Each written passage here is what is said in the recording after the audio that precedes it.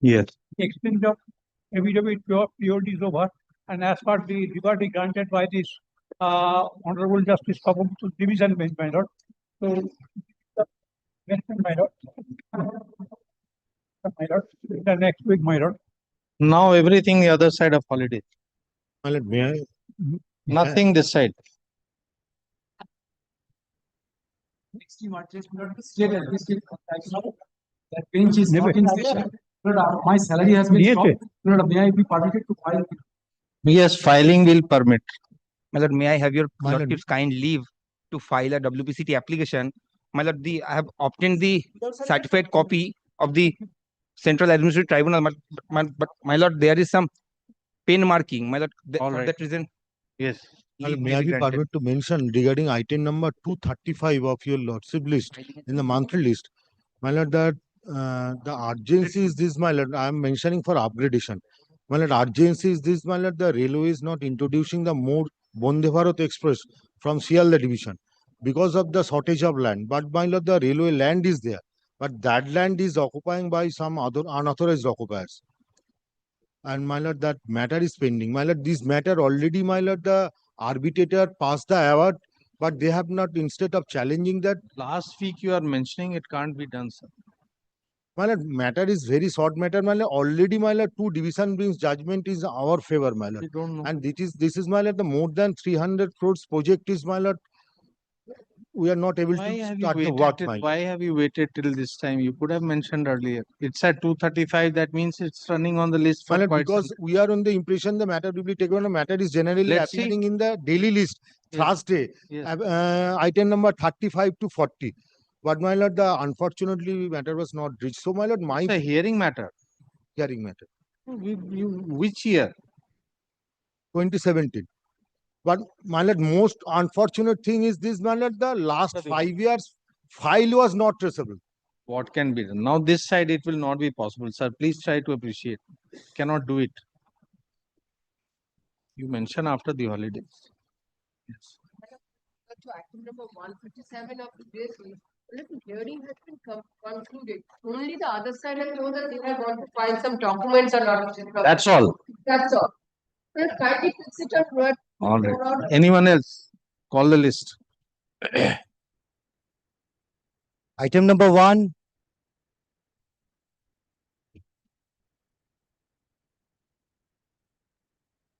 What are you doing?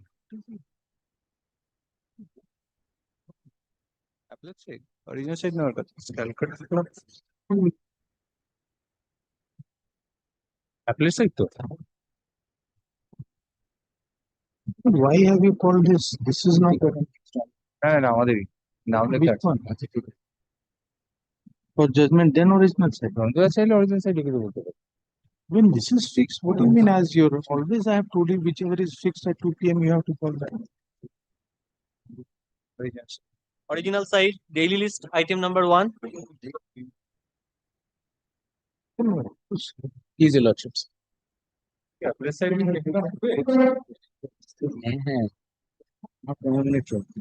act amount.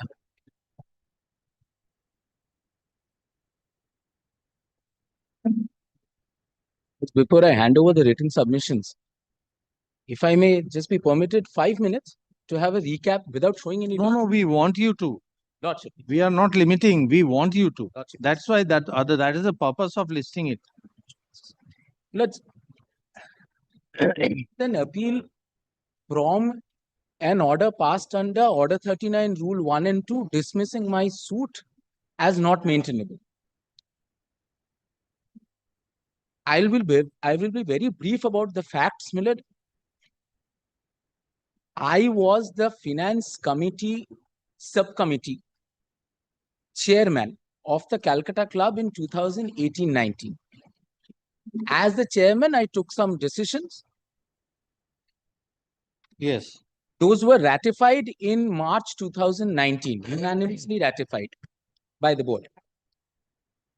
There was an alteration, Millard, in 2020 of the General Committee. And thereafter, this postmortem started as to whether the financial decisions were prudent, they were not prudent. There was the erstwhile Finance Committee. Lordship, of the erstwhile finance, of the erstwhile finance committee, of which you were the chairman. of which I was the chairman, my lord. Lord, With your honest leave, my lord, my junior is there. I'll just so in 2020, my lord, there was an EOGM where this resolution was taken that there will be a forensic audit on these matters. There was a so-called forensic audit, my lord, which was conducted by respondent number 3. And on the basis of that, on 18th August 2021, I got a show cause notice calling upon me to explain why I should not be suspended on grounds of misconduct, which is provided, my lord, under bylaws of the club. Lord, I responded within a week. On 25th August 2021, I responded in a detailed manner. When did you respond? 25th August 2021, within a week, my lord. 18th August was the show cause notice. On 25th August, I responded. There was a personal hearing given to me where no questions were asked. Thereafter, my lord, I was suspended in September 2021. Can you give us the date? Yes, ma'am. 27th September 2021, I was suspended for a year. For 1 On- year only. Yes, ma'am. Suspended for 1 For year. 1 year. Because, my lord, that is the maximum amount of suspension that is that can be done under the bylaws for misconduct. But I filed a suit in the Alipur court stating that the EOGM was invalid because there was no valid requisition. The show cause notice, these are the decrees that I claim, my lord. Declaration that the show cause notice was bad, and declaration that the suspension notice, the letter of suspension was bad because, my lord, in the suspension letter, they dropped some allegations and they made some fresh allegations. And of course, I filed an order for an application for temporary injunction, during the hearing of which the club came and said a similar matter is pending before the High Court, and they filed a transfer petition before this honorable court for transfer of the matter from Alipur to Calcutta. Then at that point of time, there was no question regarding jurisdiction that was raised, my lords. The suit got transferred to the High Court. It was not tagged with the other suit. It got transferred. Thereafter, my lord, it got numbered as EO suit, extraordinary suit number 1. And the hearing commenced in my order application for temporary injunction, which went on for a while. And on the last date of that 1 year period, the impugned order was passed, where the order does not deal with the merits per se, my lord. It dismisses my application on the ground of maintainability. There was no application, my lord, under order. What is the date of the order? My lord, the impugned order is dated 26th September 2022. So exactly, your lordship's 1 year.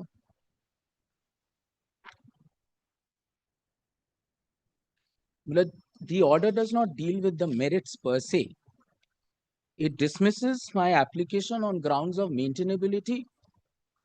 There was never any application under Order 7, Rule 11 that was filed by the club for rejection of the plaint, so on and so forth. The ground that was taken in my temporary injunction application in their affidavit in opposition, one of the grounds was because I had challenged the EOGM. One of the reliefs that was challenged was the EOGM.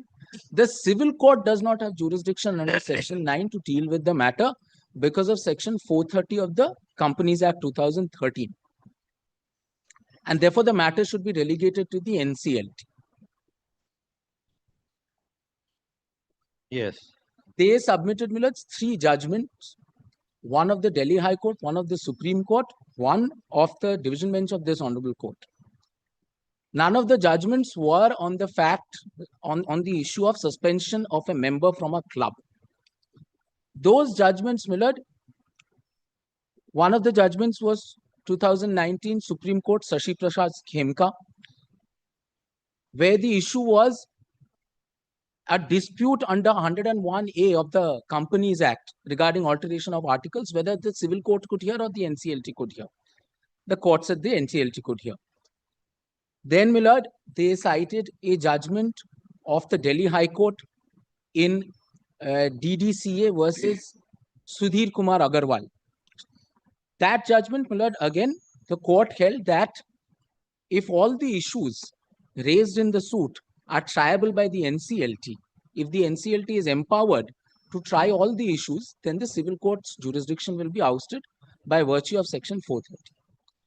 The other judgments, my lord, which they cited was Vikram Jairath versus Middleton Hotels, the division bench of this honorable court, which I also rely on, my lord, for a different purpose. In Vikram Jairath, my lord, the matter was ultimately relegated to the NCLT because the court found that the issues that were raised in the suit were triable by the NCLT, and there were similar proceedings that had already been filed in the NCLT by the same party. So there was some sort of forum shopping going on. I cited three judgments. One was T. Prandaman, which was a Madras High Court judgment of 2014, where it is clearly stated that was a judgment, my lords, under on the issue of temporary injunction, where temporary injunction was granted against suspension of a member from the club. Facts were very similar, my lord. Again, on grounds of misconduct, a member was suspended and the temporary injunction was granted. And the Honorable Court remarked that under Section 9, the residuary jurisdiction is always with the civil court to try matters of suspension. The other judgment that I had cited, my lord, was of this Honorable High Court in Karan Singh Grewal, where again it was decided by this Honorable Court that matter of suspension is a matter that can be dealt with by the civil court under Section 9. And my lord, the last judgment which I had cited was of the Delhi High Court in Vijay Singh Chibbar. Again, the same principle was upheld, that matters relating to suspension of a member of a club are dealt with by the civil court. And in Vijay Singh Chibbar, another very important point was raised, my lord, that a matter might have its genesis under Companies Act. I argued this, but that does not mean that the civil court's jurisdiction is ousted, because the interpretation has to lean in favor of granting of jurisdiction to the civil court, not in favor of ousting of jurisdiction. This has been held by the division bench of this honorable court in Vikram Jairath, that they also cited. And there is quite a lot of jurisprudence that Vikram Jairath's judgment, Justice Shomensen, as he then was, he had propounded, he had cited common law judgments, which were also, my lord, respondent number 3's advocate had also made this submission before your lordship, that even under common law principles, suspension of a member from a club is a matter which has to be dealt with by the civil court. Civil court's jurisdiction is not ousted. But before I go into the judgments and show your lordship some documents, two important principles come out. One out of Vikram Jairath's judgment that they had cited, where this honorable court said that one has to look at the real cause of action. This phrase, my lord, is very important. This has not been dealt with the other courts, but this has not been overruled anywhere. This is the law in my submission, my lord. It was a division bench judgment. It has not been challenged in the Supreme Court, that the court has to deal with the real cause of action. Look at the real cause of action. That, my lord, combining the reading in Vikram Jairath with the judgment of the Delhi High Court in Vijay Chibbar, where the Delhi High Court says that just because a matter has its genesis under the Companies Act will not mean that the jurisdiction of the civil court will be ousted under Section 9. If that be the position of law, which in my submission it is the position of law which has evolved, real cause of action, my lords, is my suspension from the club. It might have the genesis in the EOGM. Today, my lords, even if the EOGM is held to be valid, the suspension notice and the show cause notice can be held to be bad in law. These are separate and distinct reliefs. My genesis, my first relief was the EOGM, because, my lord, I had placed the reliefs in a chronological order. But just because the genesis is in the EOGM would not mean that the civil court's jurisdiction will be ousted, because, my lords, under Section 430 of the Companies Act, Section 430 states that the civil court will not have jurisdiction in respect of matters which the NCLT is empowered to determine. This is the wording of the provision, your lordships. The empowerment has to be expressed under the Companies Act. corporate rights being violated would be an issue which would be dealt by the NCLT, and which is what the judgment in Vikram Jairath also says, that corporate rights are divorced from individual rights. An infraction of an individual right does not make that a case of oppression and mismanagement under 241 and 242. And your lordships know that, my lords, 241 and 242 is a discretionary relief that is available to a person. The NCLT might not grant me the discretion. When this appeal was taken up, your lordships, there was another point on the maintainability of this appeal that was raised by my learned friend, that the appeal is not maintainable in its present form because it should have been an appeal from a decree and not an appeal from an order, because the rights of the parties have been finally decided. That operates squarely against the definition of a decree under section 2 subsection 2 of the CPC, where an exception is carved out. Your lordships, I'll take your lordships through that.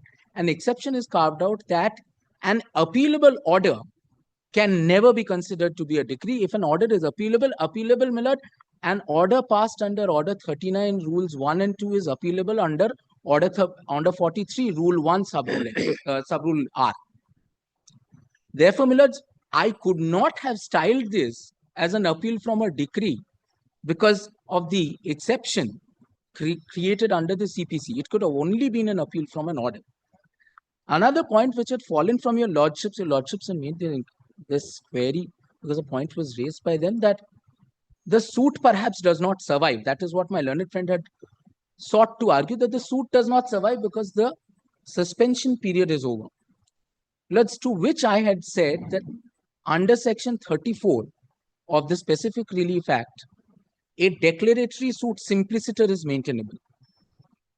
If I had not claimed permanent injunctions relief, I could not have claimed it later. That is what section 34 says. But per se, a declaratory suit regards a status or a title is simpliciter maintainable, even if no application for no relief for injunction can be granted.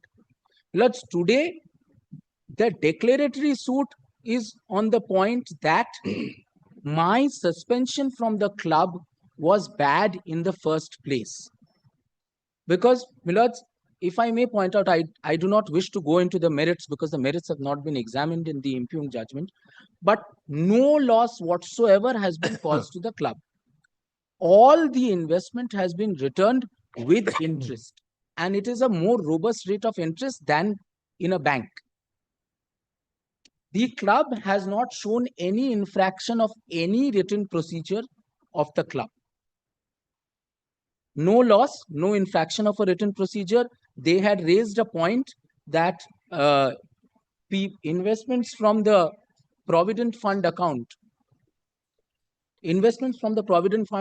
were not run by the committee, to which I had said that this is under the aegis of the EPF commissioner. That point was dropped, my lord. And my lord, I had also raised the point that a poor financial decision, even if I am to say that a financial decision was erroneously taken, taking their case at the highest, even if I am to say that an erroneous financial decision which has not been substantiated was taken, that, my lords, cannot qualify as misconduct. What is misconduct has been stated under the bylaws of the club. My lord, misconduct has to be specific. Blaring music in a club, misbehaving, etc., that is misconduct. An erroneous financial decision may be a bad decision, like a bad marriage. A bad marriage is a bad decision, it's not misconduct. So, the points, 3 points that were raised in the appeal were whether the suit is maintainable before the civil court. My submission is that, my lords, the residuary powers are always with this civil court under section 9 of the CPC, unless they are specifically ousted. Section 430 of the Companies Act does not oust the jurisdiction of the civil court in respect of matters which the NCLT is not empowered to determine. Point 2, my lord, which was raised, is whether the appeal is maintainable. The appeal is maintainable as an appeal from an order, my lord, and not an appeal from a decree because of the definition of decree that is contemplated under section 2, subsection 2 of the CPC. And the third point, whether the suit is, my lords, maintainable despite no permanent injunction decree that can be given, my lords, I take shelter under section 34 of the Specific Relief Act. That was a point that was made in passing, and I had submitted section 34, my lord. I had placed section 34 before your lordships. Now, my lords, if I may take your lordships through very briefly through the relevant pages or the judgments, if your lordships want me to take your lordships through. So first of all, why don't you elaborate on the maintainability of the present appeal? Lordship. Because before we enter into anything, we must know that we have the jurisdiction to proceed with this matter. Lordships, please. My lords, if I may place the relevant section of the CPC. The suit has finally been disposed of. This is not in dispute. Lordship. That is not in dispute. My lords would kindly consider section 2, subsection 2 of the CPC.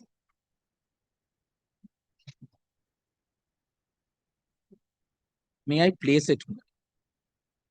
Decree means the formal expression of an adjudication which, so far as regards the court expressing it, conclusively determines the rights of the parties with regard to all or any of the matters in controversy in the suit, which is what they had said, and may be either preliminary or final. It shall be deemed to include, they had said this is a deemed decree, it shall be deemed to include the rejection of a plaint and the determination of any question within section 144, but shall not include. And that is where I take recourse, Miller. But shall not include A, any adjudication from which any appeal lies as an appeal from an order, or it's not relevant, any order of dismissal for default, and explanation, so on and so forth. Millards would kindly see the first exception, exception A.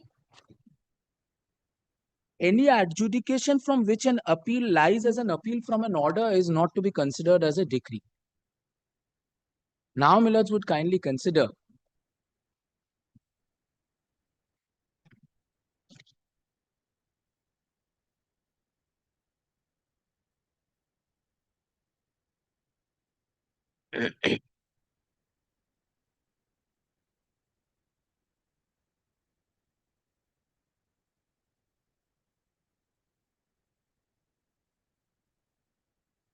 Millards would kindly consider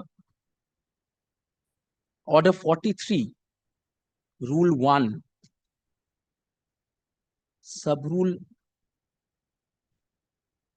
R of the CPC.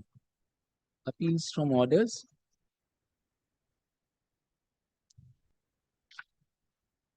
An appeal shall lie from the following orders under the provisions of section 104. I'm reading R minute. An appeal under order 1, rule 2, rule 2A, rule 4, or rule 10 of order 39.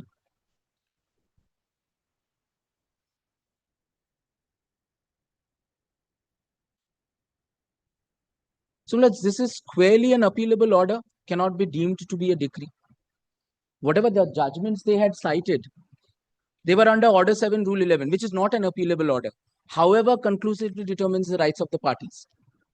That situation, Millards, the court had said, yes, under order 7, rule 11, that's not an appealable order, but it conclusively determines the rights of the parties. It has to be deemed to be decree. Not this, Millard, is my submission. Millards, may I kindly hand over the written submissions for your lordship's convenience?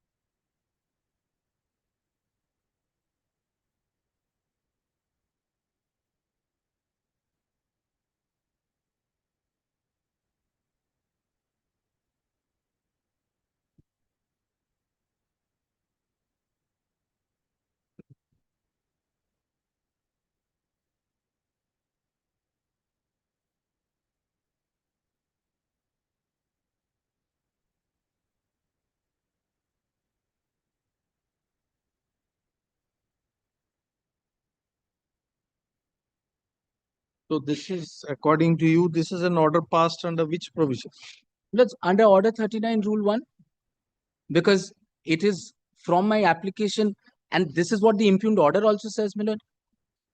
This is an order part. Had it been, my lord, this is why I had said, had they filed an Order 7 Rule 11 and the order had been passed that the suit is not maintainable or the suit was rejected, I would have had to file an appeal from a decree. So what has the single judge says, that it is maintainable and your application is rejected? No, my lords. If he has said in my Order 39 application that the suit is not maintainable, Not maintained. and therefore he has not entered into the merits. So my lord, unless such a declaration or pronouncement is made by the court under Order 7 Rule 11, it cannot be considered as a decree.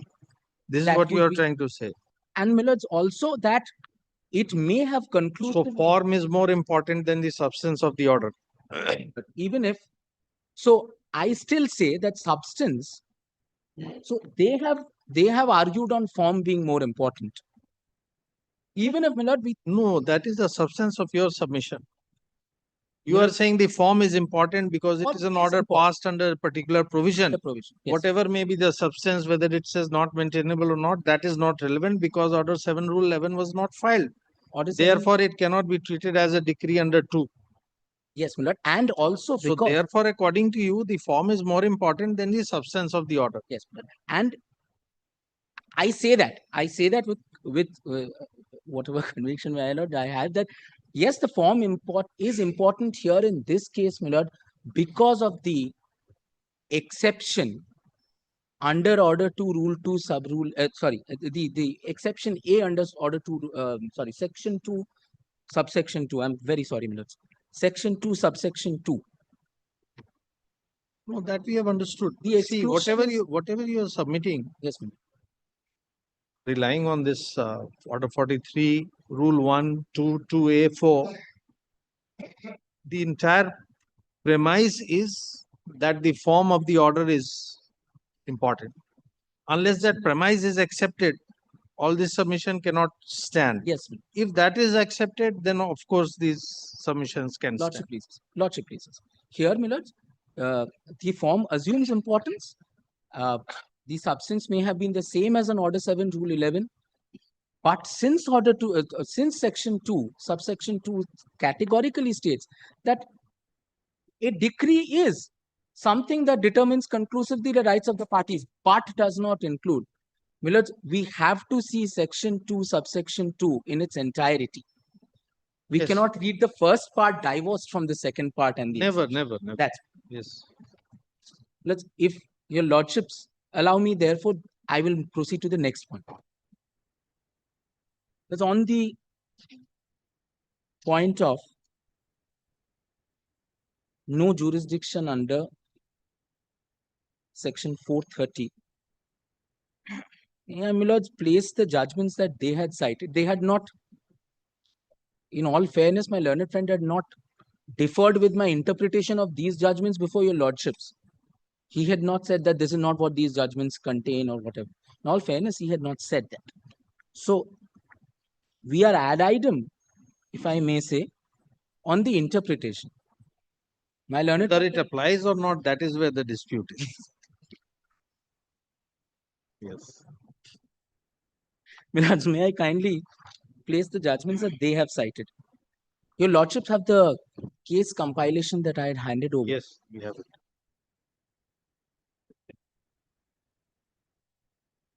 I will first deal with the Supreme Court judgment, Millard. Shashi Prakash Khenka, it's a one-page judgment at page 59. Running page 59, your lordships.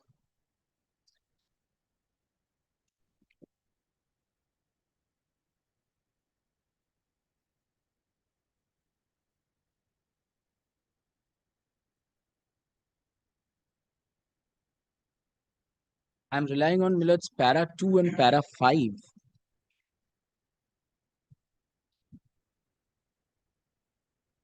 May I place the judgment very briefly, Millards? Just give us a minute.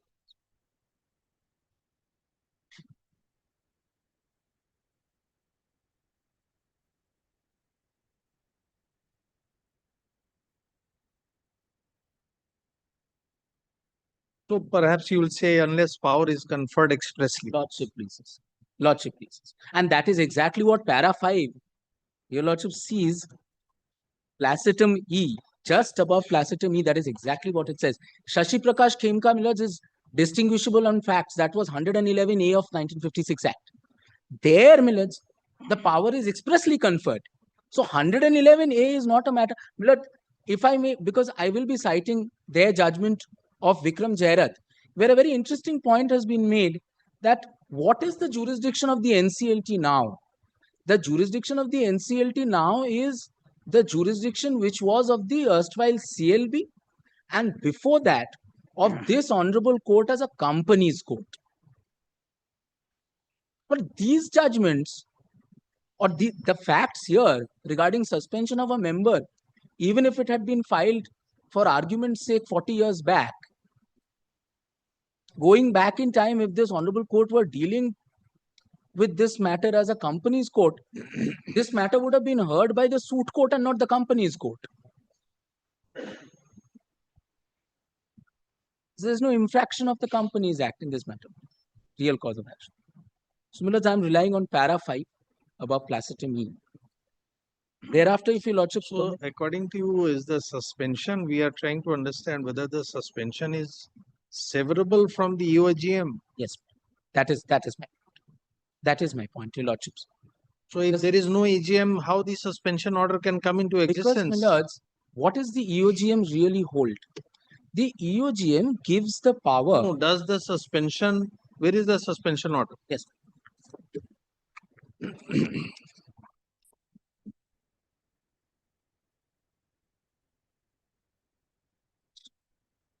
That would kindly reduce volume 1.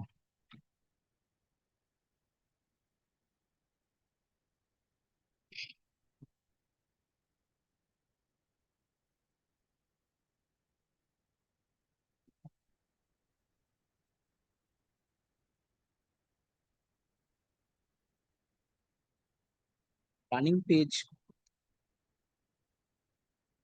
138. This was annexure H to the plaint.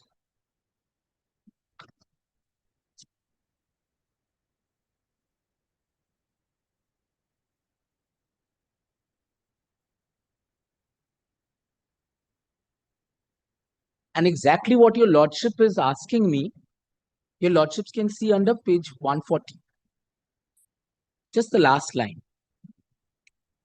How is the club empowered to suspend? What is the impact of the EOGM? Page? Millers would see page 140. The power to suspend is because of this. Your Lordship just asked what 140. 140 Millers. Just page. So this is part of the suspension order. Yes, Millers. The last line.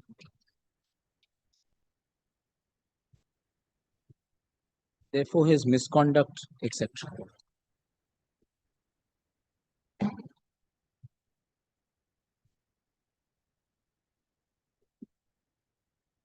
Millers, at this point, it is my duty to clarify what the EOGM really empowered the club to do.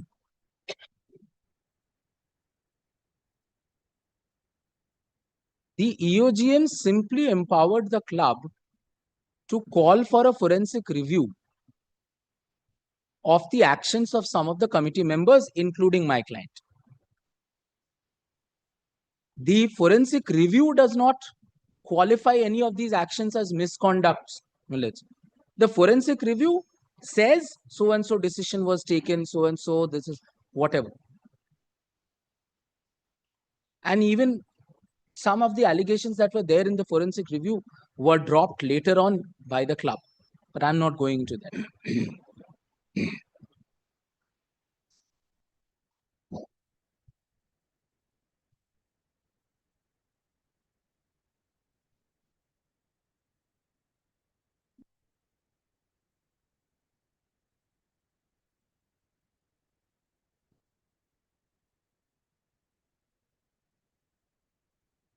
So, well, it's EOGM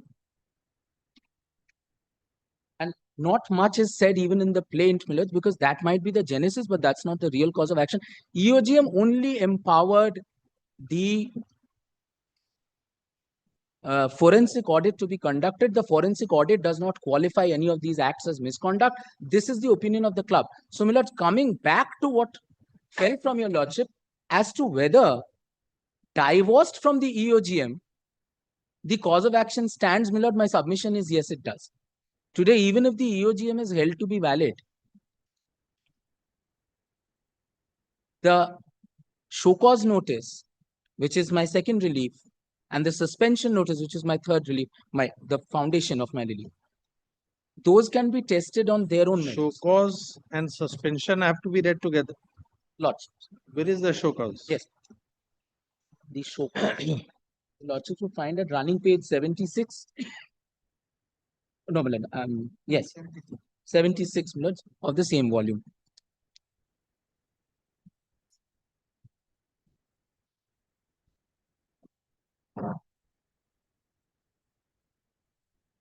In fact, my lords, it refers to the EOGM. Your lordships would kindly see what it says.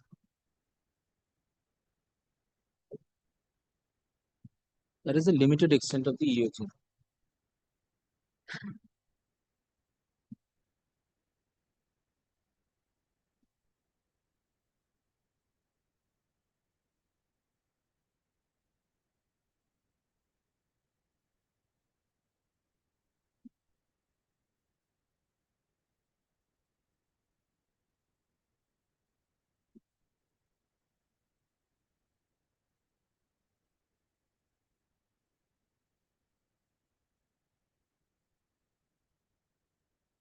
So the EOGM had already decided that lapse has been committed.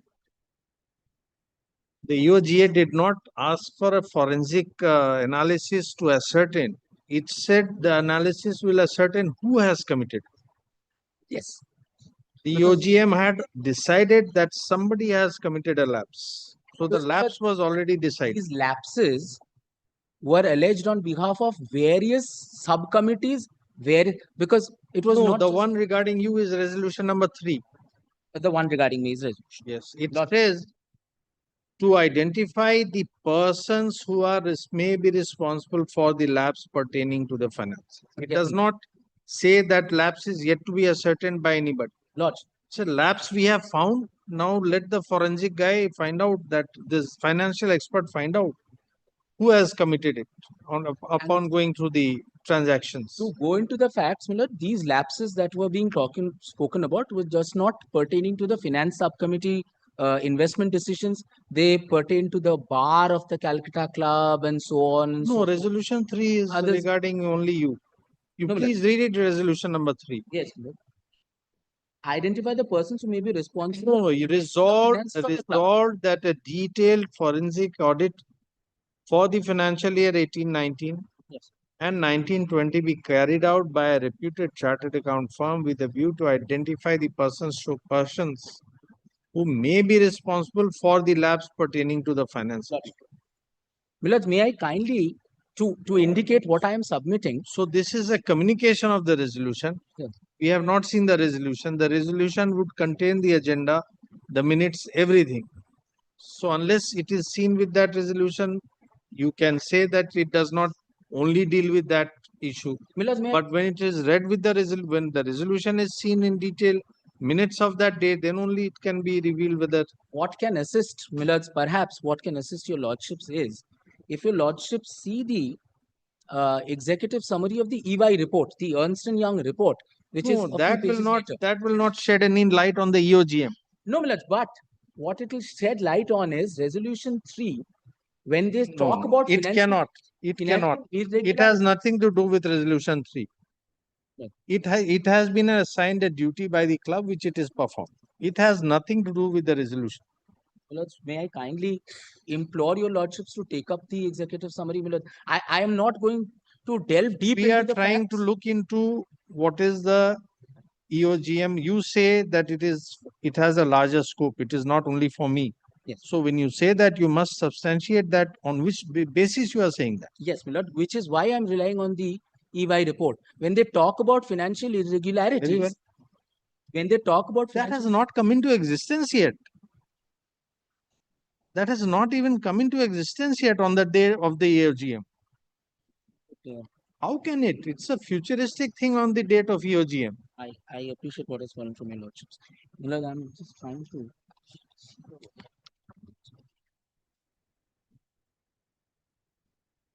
No, this is a different EOGM. Plus the EOGM, which is not a subject matter of the suit, which had the later EOGM, which had decided to suspend, so on and so forth. I have a copy of that, but No, the EOGM you have challenged in the suit Yes. must be part of the records it's. of 12 December But something. I do not have a copy of the EOGM. Milord. That copy of the But EOGM. the relief in the suit is also regarding the EOGM of 12/12/2020. Yes, but that would have been during inspection and discovery. That would have been one of my, because I'm not a party to the.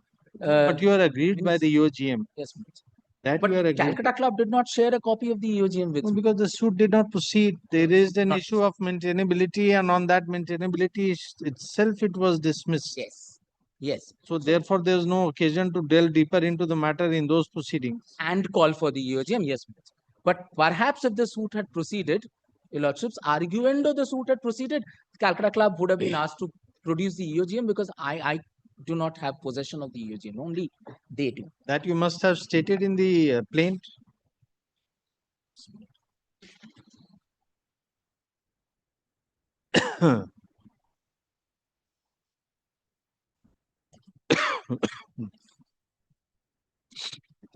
Not in that detail. I had no, it was pleaded. That para 16. Yeah, it was not served, it was not pleaded. Yes, I agree. The fact that it was not served, it was not pleaded. When Mr. Sengupta argues the suit, certainly.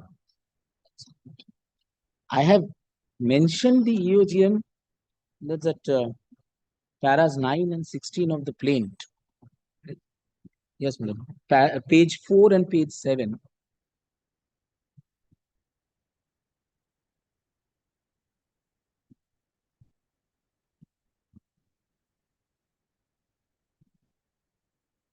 Perhaps, Milord, it was served because it says about what was the content of the EOGM, the resolutions adopted, and what was the finding. In paragraph 9 of the plaint itself, Milord. So perhaps the fact that the EOGM resolution was not served on them, on the I will make appellant. it a part of the record if the suit is made alive. If my client has, look, today I'm not assisted by my client. If my client has the records, if it is served, certainly I'll make it a part of the plaintiff. There's no specifics. I will not go that far. I will not go that far.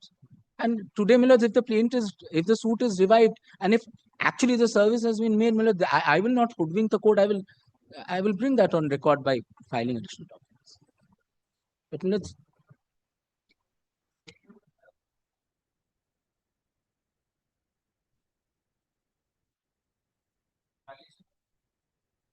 Yes. Possibly. I'm not. Yes. No, Milord, it is not part of the records, Milord, but I will not go that far. I will qualify my submissions.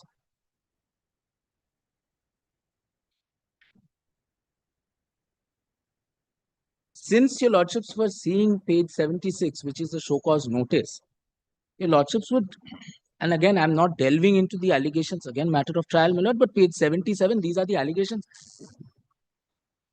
Yes, and they were ratified and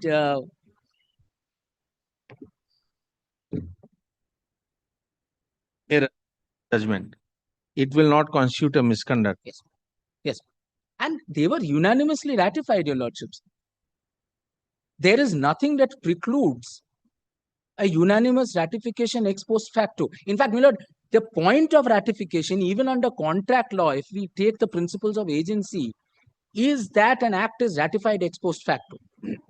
So I'm not going into that matter, but ratification, there is nothing that precludes an ex post facto ratification, because for every small action, for every small decision of investment, it is not possible to So call a in meeting. before us today, there are basically two issues. One is maintainability of the appeal as it is, and if that hurdle is crossed, to delve deeper at best maintainability of the suit. Yes. We are not concerned with the substance of the allegations which were leveled against you and Sir, whether it is sustainable or not. lots of please. So these Millards, two issues. Therefore, Millards, since I've already addressed on the first point regarding maintainability of the appeal, Yes, may I kindly, Millards, then take your lordships through those judgments that I was. please, yes. Millards, I have placed Shashi Prakash Khemka. Yes. The second judgment, Millard, is of Delhi and District Cricket Association versus Sudhir Kumar Agarwal. That is what they had cited, running page 61 of the compilation.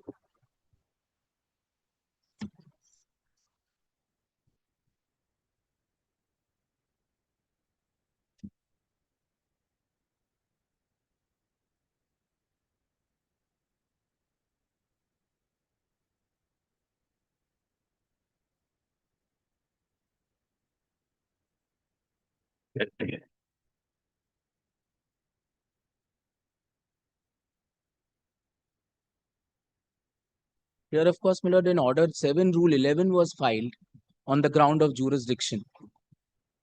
That section 430 bars jurisdiction. This was not in a 39-1 situation, but they've cited it, so I'll deal with it, Millard.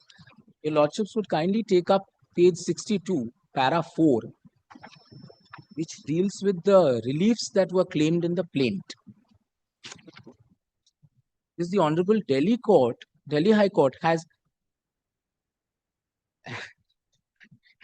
very thankfully also placed the provision, the equivalent provisions next to it, the relief claimed and the equivalent provision of the Companies Act. Violation of Article of Association, declaration that an impugned agenda item, so on and so forth. So all these reliefs can be agitated. Your lordships would see the reliefs right up to page 66. And the comparative chart provides the basis for relegating the matter to the NCA.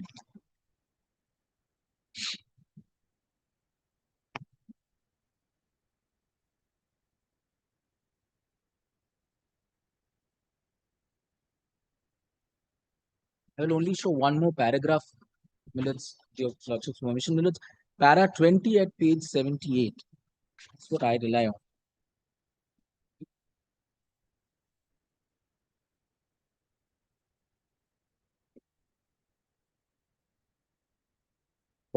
May I please para 20? That's the first line, in fact. What emanates from the preceding arguments and on consideration of the comparative chart here and above is that sections 241, 242 and 244 of the Companies Act deal with all the issues which have been raised in the suit. Millards, that is the basis why the matter was relegated. Shashi Prakash Khemka, your lordships have seen 111.1, 111A. Here, all the issues. And your lordships would kindly also consider the last line of the same paragraph.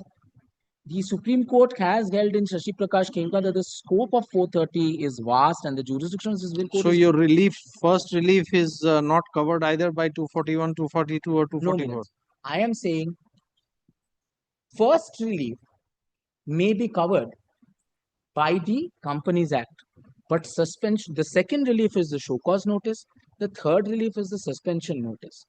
These reliefs are not covered by the Companies Act, and nor have the counsel for the other side argued that these reliefs are covered under the Companies Act. What emanates from this discussion in Shashi Prakash Khemka and Sudhir Kumar Agarwal is that all reliefs claimed in the plaint, if can be agitated before the Companies Court, then the jurisdiction is ousted. Because 241 itself is narrowed, 430 might be wide. But 241 being a discretionary relief is narrow, and if I may say, Millards, 430 has been held to be wide. But your lordships know that there are 10,000 judgments which say how wide section 9 of the CPC is. And I will place the judgments when I come to their third judgment. But the jurisdiction of the civil court is completely barred when the power to adjudicate vests in the tribunal. Here, the power to adjudicate show cause notice and suspension of a club does not vest with the tribunal.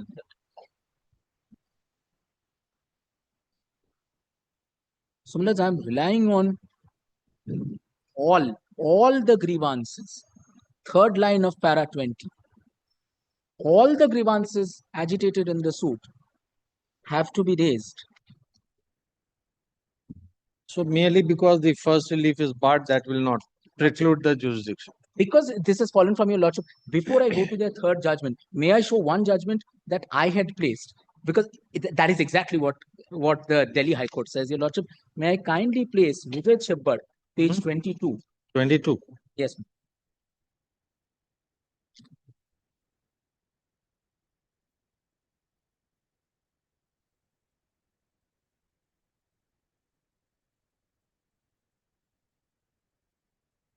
This was regarding suspension of a member from a club, lordships.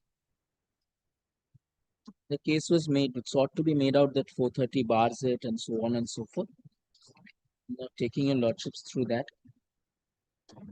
May I kindly take your lordship straight to para 24 at page 29.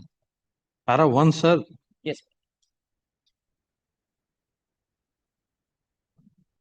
Like plaintiffs so and so have instituted the suit, show cause notices, permanent injunction.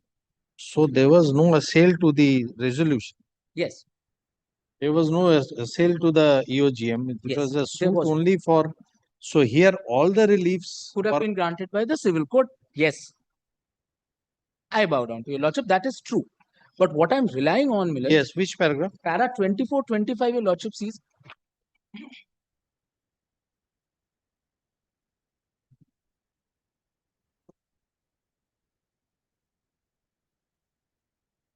The only ground or the ground for rejection, this is at page 29. The only other ground for rejection is the jurisdiction of the civil court, so on and so forth.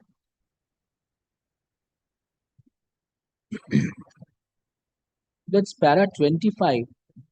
I'm reading from the 6th line, if I may, minutes.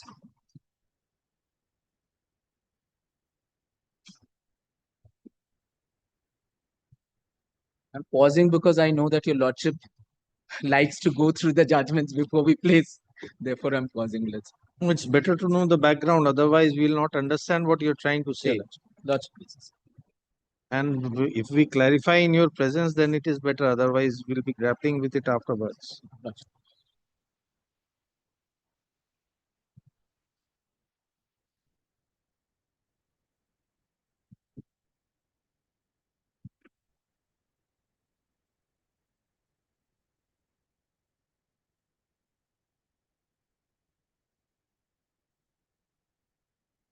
So, however, the grievances of the present suit. Lordship.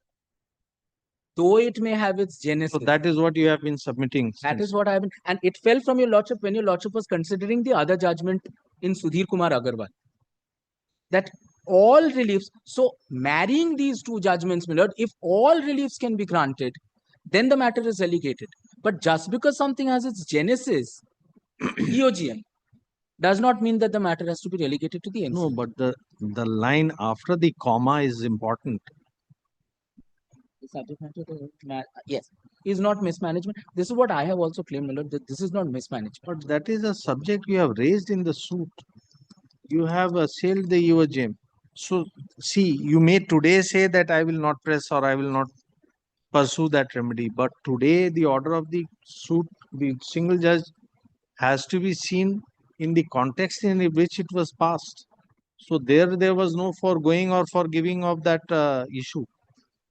The entire issues were before the trial court. And the subject matter before the trial court included a EOGM resolution. Yes. Here in this judgment, it says the genesis may be anything, but the subject matter of the suit is not.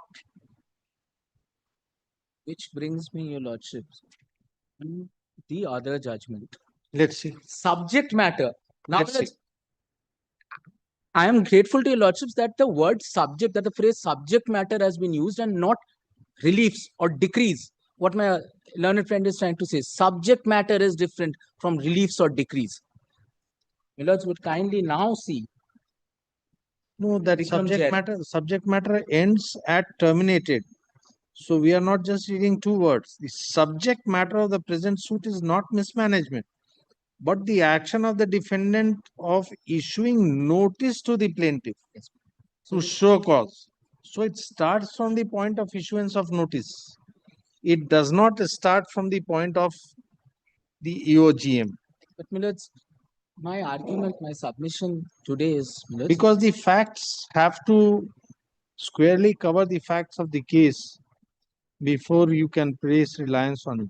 But let's see which other judgment you are trying to say. yes, Millards, Vikram Jairath, which is at page 31. It's the judgment of this honorable court.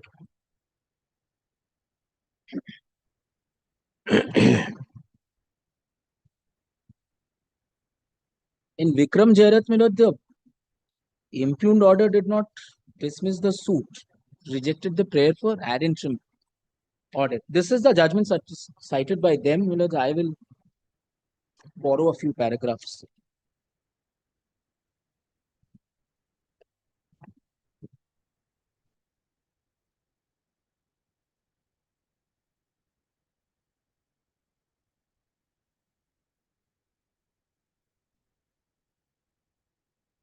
Millards would kindly consider that I've argued this before, that none of the judgments placed by them are regarding suspension of a member from a club.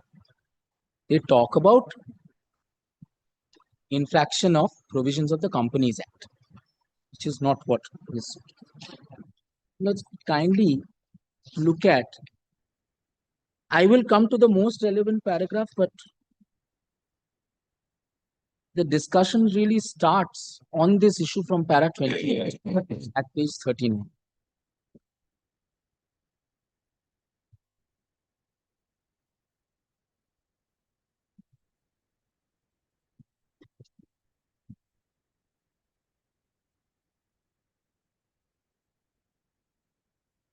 That 28 examines section 430.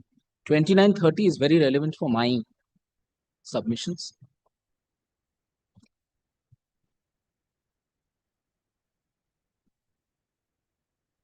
Paragraph 29 and 30, Your Lordships.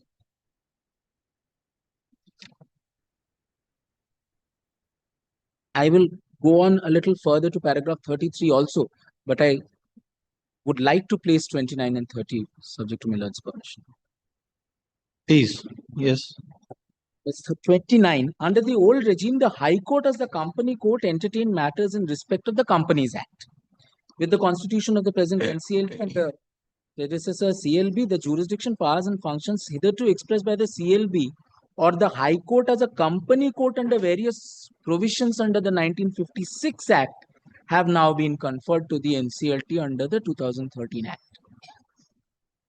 The High Court under the companies, as a company's court, Millard, which is why I said if we turn back the clock of time, the High Court would not have decided as a company's court a matter regarding suspension of a member from a club. Plus 30. However, the jurisdiction of powers hitherto exercised by the company by the High Court as a company court under Section 10 of the 56 Act of the CLB so and so are now essentially exercised by NCLT, constituted under 408 of the 2013 Act only in respect of matters for which the jurisdiction is specifically conferred by the Companies Act or any other law in force. Section 9 of the CPC states that so and so the courts will have jurisdiction to try all suits of a civil nature excepting suits of which their cognizance is expressly or impliedly barred. Thus, all residuary claims for which an express provision has not been made in the Companies Act conferring jurisdiction on NCLT can be tried by the civil court. Now, my lords, see the situation that arises before I go any further. Today, my lords, either the civil court will hear the matter or the NCLT will hear the matter. There cannot be a bifurcation of the causes of action. Now, the NCLT is not empowered to deal with show cause and suspension because there is no express provision under the Companies Act. Therefore, the whole point of genesis becomes important, that my suit might have its genesis in EOGM, But if the NCLT is not empowered to deal with show cause and suspension, then how can the matter be pushed to the NCLT? Now, may I kindly read on? What would surprise? What would survive if the NCLT was to set aside the EOGM?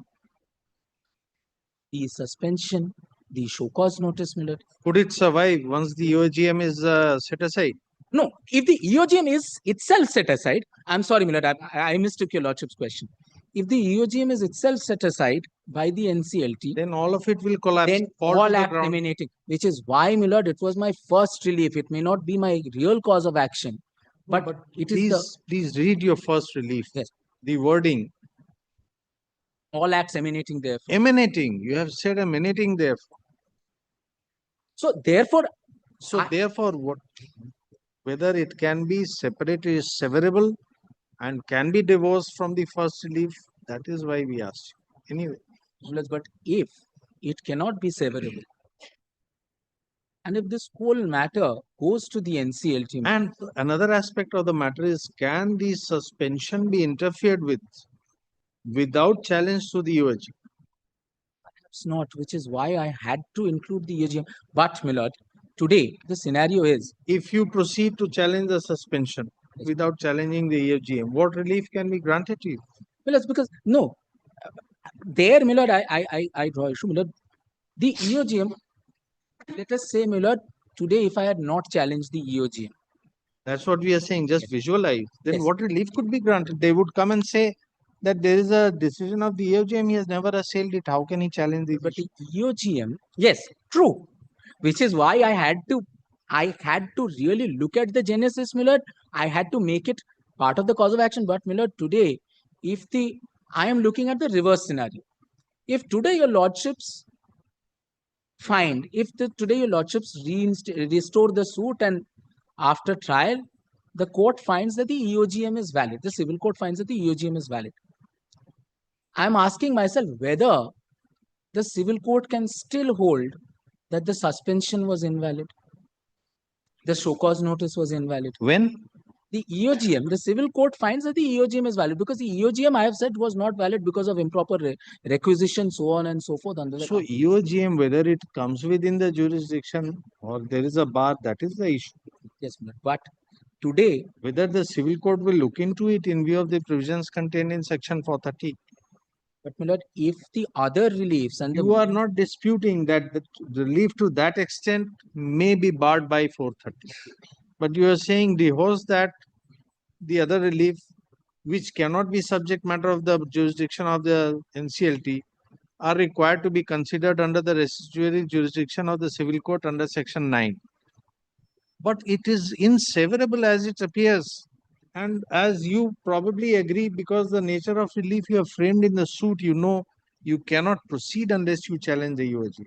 Yes, but the question is, who deals with these reliefs? So therefore we said, the moment the first relief is allowed, what will remain? But if the first, you need not have challenged the further thing. Yes, Millard. To that extent, I am not submitting anything further. But where I'm for lack of a better expression, stuck is, Millard, if the first relief is not allowed, then correct. Then what happens? Then can any other relief be sustained? My lord, that is my submission is that divorced from the first relief, the show cause notice and the suspension notice have to be seen on their own merit. Because I could have been suspended. Your lordships for one moment might consider that the EOGM decided, that the club decided in its EOGM that there was some sort of financial irregularity. That they have decided. Now, my lords, today they issued the suspension under the bylaws, bylaw 15, and they suspended me under Article 45 of the Articles of the club. So the court has to thereafter see whether they could have suspended me at all on grounds of misconduct, because the suspension, Millers, can only happen on ground of misconduct. Question is, who sees that?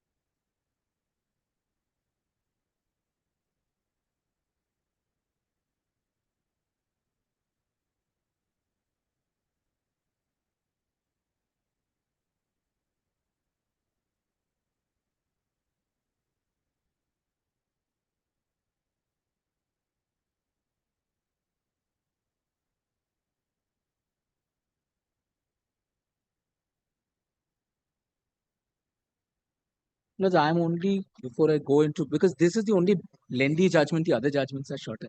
Before I go into this minute, I was just, So this express provision is same as Shashi Prakash Khemka. In fact, that has been referred here perhaps, yes, no, that was referred in the Delhi High Court judgment, Millard, and because not in Vikram Jarat. not, perhaps not. In But it's the same thing. The it is express provision, then only bar. That is what you are saying. Yes. But no, the discussion that was happening because what had fallen from your lordships, I was just thinking it right now as your lordships were discussing. Lord, I asked myself the question, what now? The reliefs are as they are. One court, one judicial forum can deal with the matter. It's either the civil court under section 9 or the company's court under section 430.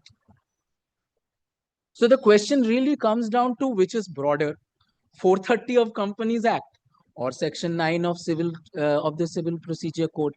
Now, my lord, thereafter the question comes, what can be seen under 430? Your lordships considered one scenario that if the EOGM is declared to be bad, then everything goes. Now, my lord, I might not be that lucky.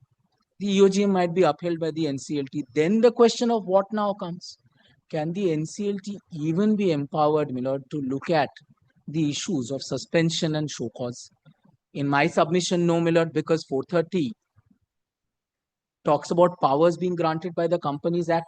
Suspension, show cause, Companies Act does not grant. So therefore, my lord, if the Companies Act does not grant the power to the NCLT to look at the issues of suspension and show cause, then who does? The civil court. So whether a suit is maintainable is a scope of consideration by the Honorable Single Judge within the parameters of Order 7 Rule 11. Because according to him, it is barred under a, it is opposed to public policy. It is barred by law. So, anyway, yes. I wish some sort of a discussion had been there in the impugned judgment on these lines, or even saying that it is akin to 711. There was no application under 711. I am prejudiced, Millard, because in my application for temporary, and Millard would kindly, before I take your lordship to the judgment, Millard would kindly see the conduct. I file a suit. I file an application for temporary injunction. They don't go before the Alipur court and say this is not maintainable. Please hear the point of maintainability. They first get it transferred. I lose some time. They say a similar suit is pending. They don't file 711 in the interregnum, and then they argue ad nauseum. And in plus, 530. since you have pointed out on the last day of validity of the suspension, the order was passed. So what survives now? What is the relief that we can grant or any court can grant to you now? Declaratory, Millard, under section 34. I will come to that. Under section 34, Millard, of the Specific Relief Act, declaration as to status. Millard, I would take an example that I am actually. But that status is no longer in existence. May I kindly take an example that was, in all fairness, pointed out by my client to me. He gave me the example, and I should place it before your lordships, giving due credit to me.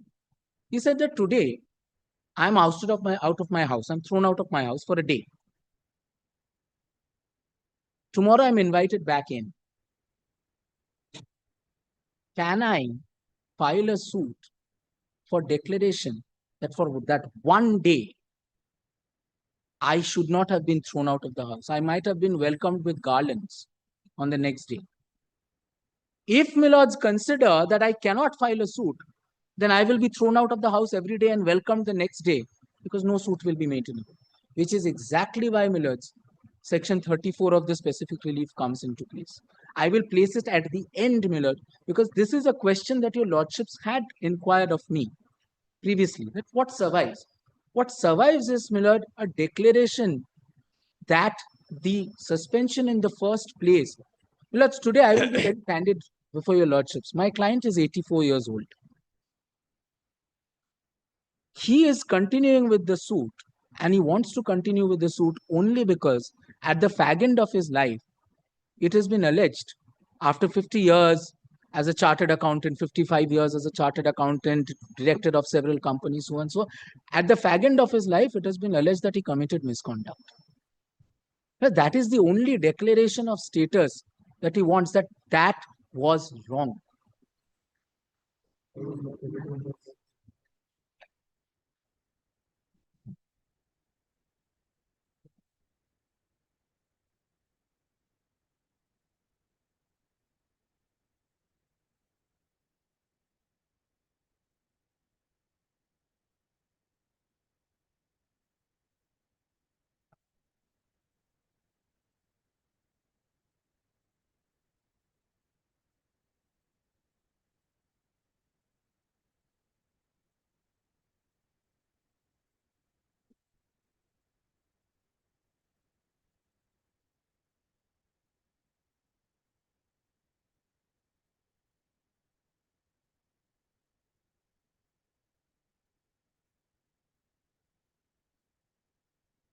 Let's to tie up what I was saying. In fact, para 30 of Vikram Jairat, the portion that I want to say, I just found that this has been examined. Let's would kindly, para 30 at page 40.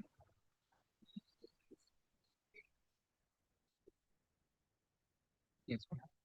Section 430 merely states that no civil court so and so. It naturally flows from such a wording that if the tribunal or the appellate tribunal has not been empowered to determine a matter by the act, then it is a residuary claim that the civil court will have jurisdiction. The residuary claim is suspension and show cause. Now, 32 again is an exposition of a Privy Council judgment which talks about the residuary claim. 33, the first line. Powers exercised by a company court, now the tribunal is in respect of corporate rights and not individual rights of a citizen. That is why, show cause and suspension. That is an individual right, not a corporate right. Parats 36 and 37, 38, these paragraphs actually deal with the kind of matters where jurisdiction was conferred upon the civil court. I'm not taking your lordships through that because I don't wish to, but para 36, especially, if your lordship sees, para 36 deals with the jurisprudence. Lordship. Can a show cause or action be taken against a person who is not a member? But a member. So read 241, 241.1, what it starts with. I know this, but will your lordships consider this an infraction? I'm asking Let's see. myself. An infraction of an individual right or a corporate right. I might be a member of a company, but is any action taken against me an infraction of my corporate? Therefore, we ask you, does the club's jurisdiction or the company's jurisdiction extend to a person who is not a member? No, but even if, while the actions for which you say that the oppressive EOGM resolution was passed is not only in respect of a member, but in respect of a member who was occupying an office in a particular committee performing the work of the company. So where is the, when you are relying on 33, therefore we looked at. But 241 minutes, 241, 242, I don't want to tell with it, but 241, 242 also deals with very specific instances where I have to show oppression and mismanagement. You are alleging an oppressive action of the EOGM. Only EOGM. Yes, and dehouse the EOGM. Therefore, the issue is basically whether dehouse the EOGM, it can be considered or it can be considered or not, or whether dehorse the EOGM, suspension and show cause are. The nature of order passed, does it leave a scope for going into all this? Because it has to be deciphered on a plain reading of the plaint. Millards, if I may kindly place this. Although you are insisting that it is not under Order 7, Rule 11, because this is not a demurrer application. Had this been a demurrer application, because Millards, even an Order 1, Rule 10 application is broader than a demurrer application under 711. Order 39, certainly your lordships can look at other surrounding circumstances. This is not, therefore, Milord, Order 7, Rule 11 and all the jurisprudence from T. Arivanandam will not apply here, Milord. Had Order 7, Rule 11 been a consideration and had T. Arivanandam's judgment been, there would have been some discussion on that. That yes, this is a demurrer application. Yes, I have to only look at the plaint. The honorable single judge is looking at my injunction application, their affidavit in opposition, and coming to this conclusion. I will not trouble your lordships with too many paragraphs, just one paragraph, if I may show your lordships. Yes. Para 67, this is the paragraph that I really rely on with certain emphasis. Just the first portion, minute. Page 52.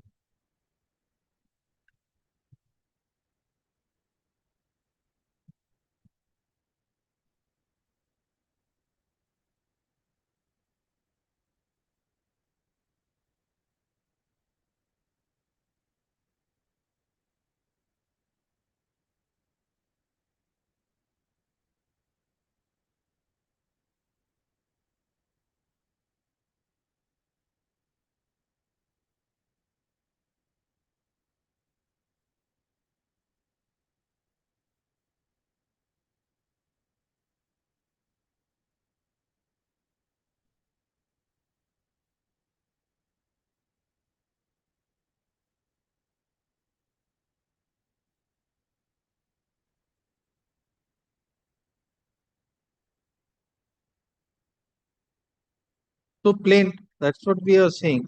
But Miller, I am relying it for a different reason. No, but you said that will not apply. This is what it says. No, The exercise required to be undertaken in all such cases would be to analyze the plaint, yes. whether Order 7, Rule 11 filed or not. It has to be analyzed on the basis of the plaint. This is the judgment that you are relying upon. So therefore, what you have pointed out is a sequel to our just immediate query which we made to. Here, this judgment perhaps doesn't go so far. And I'm not imploring your lordships to look at other circumstances, but this judgment perhaps does not go so far to say that only the plaint has to be looked at, which is what No, it does. four corners, because your lordship The said four corners, exercise required to be undertaken in all such cases would be to analyze the plaint. to analyze the plaint to find out if the matter in issue in the suit could be the matter for which the NCLT is empowered to decide. So your lordships would kindly, if your lordships take that, your lordships would kindly consider the plaint, reliefs, etc. and why I'm relying on this paragraph. However, there may be exceptional situations where, notwithstanding Section 430 of the Companies Act, a civil court, notwithstanding Section 430 of the Companies Act, a civil suit may be maintainable. The exercise required to be undertaken in all such cases would be to analyze the plaint to find out if the matters in issue in the suit could be a matter which the NCLT is empowered to decide. Thereafter, the court is required to find the real cause of action. That test, the test of real cause of action. Correct. That you have already emphasized. Yeah, madam. And my lord, just the next line thereafter. A dispute between a member and a non-member of a company, or a dispute between a director and the company. What the example that your lordships were giving may be a different example, but analogous. Or a dispute between a director and the company relating to his status could be matters which may not fall foul with Section 430 of the Companies Act 2015.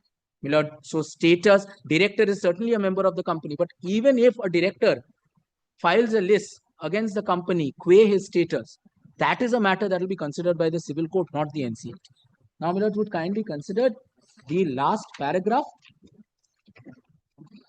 para 75, perhaps not the last, para 75 at page 57. It's a long paragraph, my lord. I'm only relying on one particular line, which I may kindly read out to your lordships. Paragraph 75. The 8th line from the bottom. In view of my prima facie finding. Your lordships were inquiring as to whether Shashi Prakash Khemka or similar principles were analyzed. This is perhaps the answer to that question that fell for your lordships.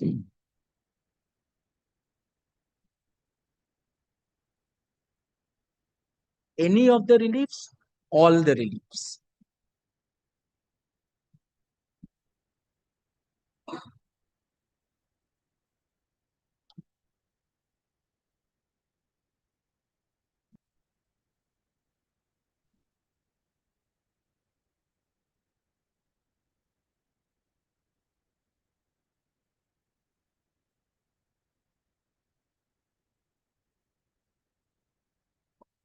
In this case, the one identical issue was pending before the NCLT.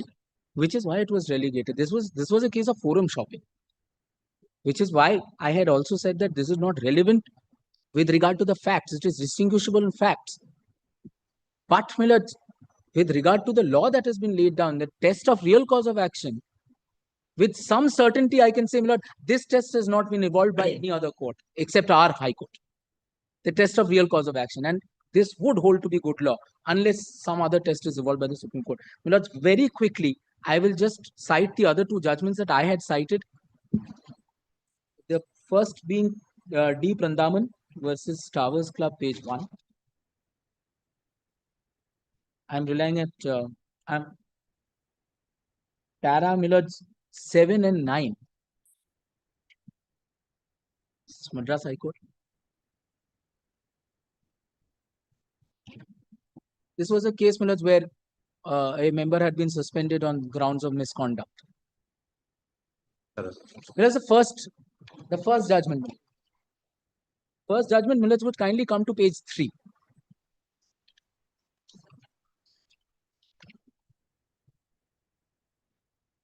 Paras 7 and 9.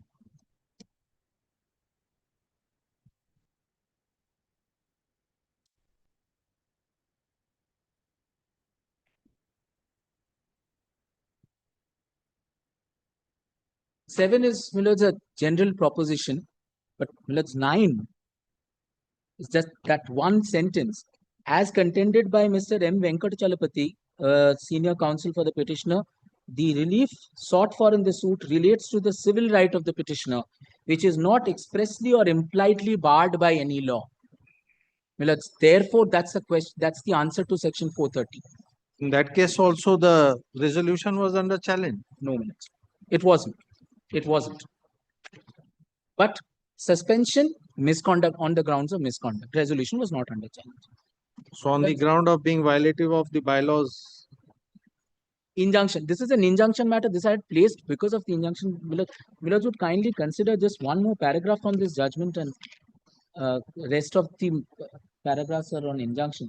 Para 25, Millard, page 7. From the middle.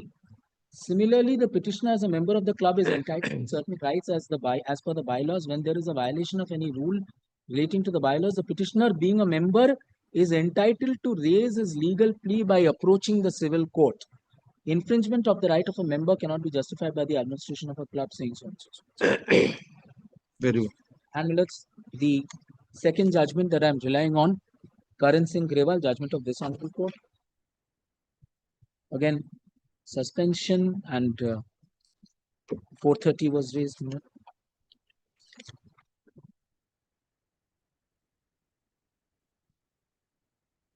Similar facts.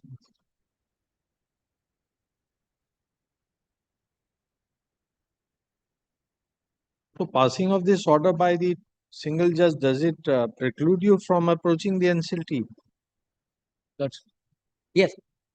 Millard, it does not preclude me from approaching the NCLT. I could have approached Millard. No, even after passing of the order by the honorable single judge.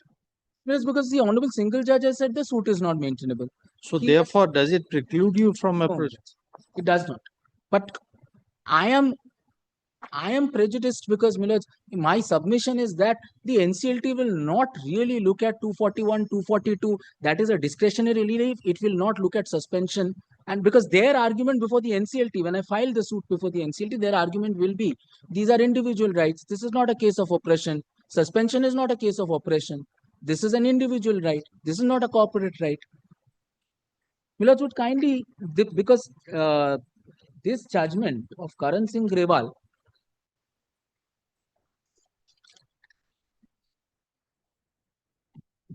Yes. Millard would kindly see para 37. Actually, Millard, just above 37, I'm sorry, just the sentence above 37, para 36 at page 20. In the instant case, if I may kindly read that line. In the instant case, the petitioner Never agitated any provision. he has challenged the action of the board of directors suspended in such action in my considered view does not follow the jurisdiction, it should be fall within the jurisdiction of NCLT. That, my lord, and section 37 starts with stating section 9 so and so, and in the middle is what I'm relying on. 37 states, and this is to actually tie up all my submissions on this issue. Even assuming that NCLT has the jurisdiction to decide the question at hand, civil court's jurisdiction cannot be said to be barred, as the power of NCLT under the proviso is discretionary, inasmuch as NCLT may allow or disallow the petitioner to place his grievance before the tribunal. Under such circumstances, civil court's jurisdiction cannot Under be said- such circumstances. My lord, but 241 is discretionary. No. But see what it says. May allow or may disallow the petitioner to place his grievance before the tribunal. Which Under such circumstance, the Yes, civil my lord. court will. Yes, my lord, and it squarely covers my point as well, because your lordships had inquired, what happens if I go to the NCLT? It may allow or disallow, because 241 is discretionary, my lords. Then I'm rendered remediless. My lords, today, if your lordships are to hold that the civil court does not have jurisdiction, only the NCLT has, and 241 is a discretionary remedy, I will be rendered remediless, my lord, because suspension, so on and so forth, show cause, these are not matters which are dealt with under the Companies Act. NCLT will decline. NCLT will perhaps wash his hands off. And I can't come to the civil court, my lord, under section 9. That is the purport of the impugned judgment, my lord, which is why I am prejudiced.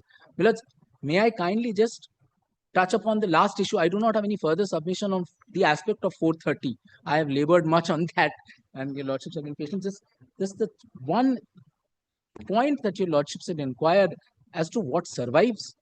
Lords, may I kindly place 34? Although I had placed it previously. Your lordships, Lordship, We have it. specifically. Lordship, please. My lord, I'm handing over a copy.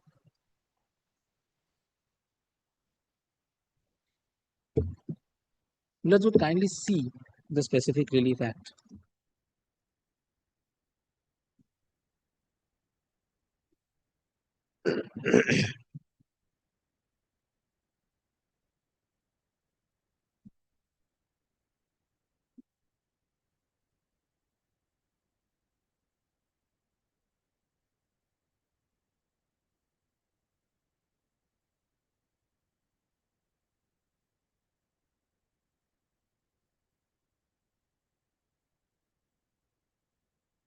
I could not have simpliciter filed a suit for declaration, my lords, because of the proviso. I had filed for declaration and injunction. So the court says if I don't seek a relief of injunction, declaration will not be granted. But not vice versa. That if the injunction goes, the declaration goes. Because of that example that I had placed before your lordships.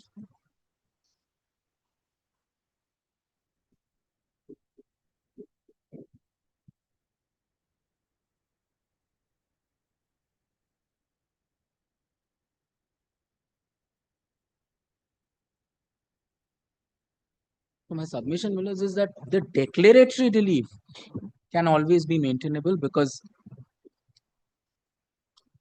that cannot be undone without a decree of your lordships. These are my submissions. I'm very grateful to your lordships for a patient hearing.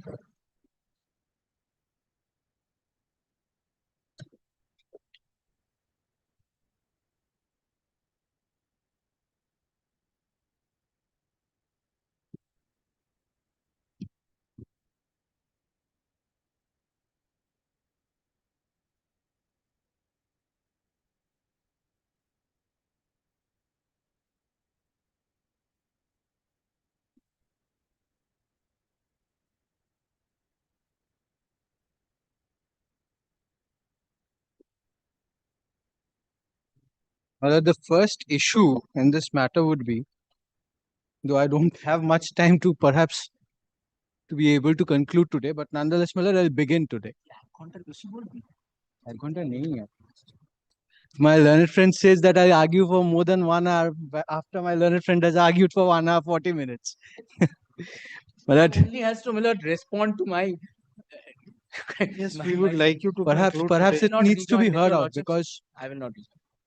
the issue over here is, just to take the points one by one, my lord, the issue of maintainability of the appeal. First, my lord, the appeal has to be maintainable before considering, my lord, the issue that whether the suit is maintainable or not. Yes, that we have observed. You were here. Yes. Yes. My learned junior had indicated that to me, my lord, that your lordships have gone into that. That First thing is whether we have the jurisdiction to look into it. We must come to a finding that we have the jurisdiction to proceed with the matter. So we asked him to address on that issue first. He has already addressed. He says that form is important. Under 2(a), it is not a decree. There is no application under Order 7, Rule 11. So under 43, Rule 1, read with 39, Rule 1, 2, 2(a) and 4, this is the appropriate remedy. This is sufficient. grateful. So, my lord, that actually narrows down my path. One being, my lord, assuming but not admitting there had been no application under Order 7, Rule 11. No, that's a factual thing. What do you mean not admitting? There is no application under Order 7, Rule 11. Now, my lord, whether Yes. a defendant is required to take out an application, formal That's a different application. thing. But the admitted position is Order 7, Rule No, 11 there's was no- not. There's none. Yes. And my lord, the issue over here is it necessary, my lord, to take out a formal application to pass an order in terms of Order 7, Rule 11 of the Code of Civil? Yes. I'll just quickly take your lordships to, my lord, Order 7, Rule 11 once.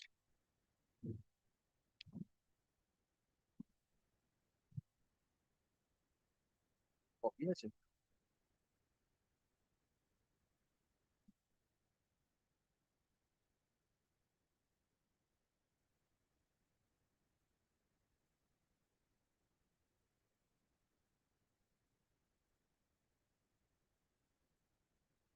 I just place it once, my lord.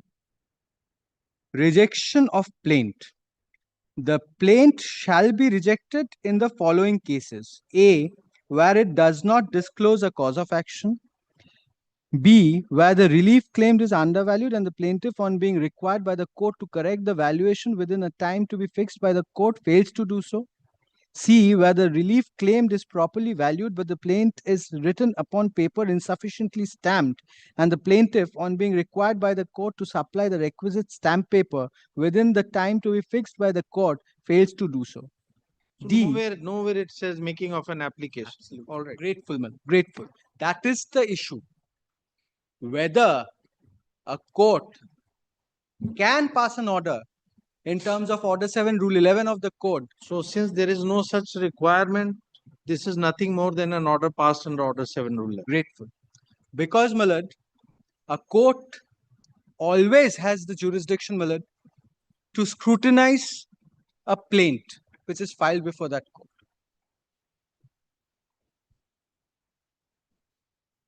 At that juncture, my lord, when the point of maintainability of the suit is taken, because the contention, my lords, have been very clear that the suit in itself, the reliefs as had been sought for, will not be maintainable before the court.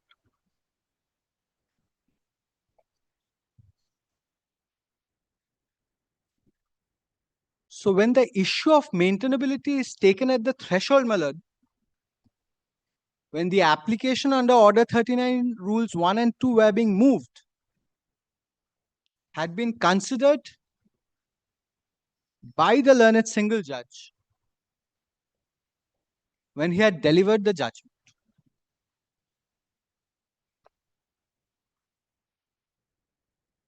Now, my lord, the issue is, in the event the suit is rejected, the plaint is rejected, my lord, the suit dismissed as being not maintainable,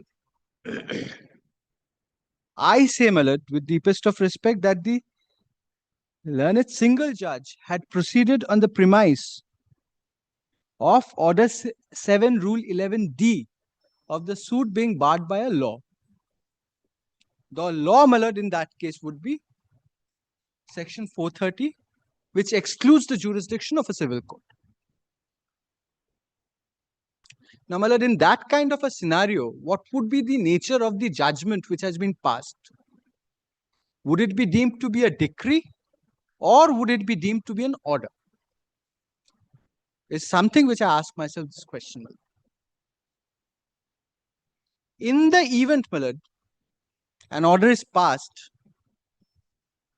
a judgment is passed, holding that the suit is not maintainable because of X, Y, Z reasons, my lord, that very moment, the court exercises jurisdiction in terms of Order 7, Rule 11. And once that order is passed in terms of Order 7, Rule 11, that is when it partakes the character, my lord, of a decree. And that is what, my lord, in my humble submission, excludes the operation of Order 41 and implores, my lord, the application of Order, I'm sorry, my lord, excludes the application of Order 43 and implores, my lord, the application of Order 41.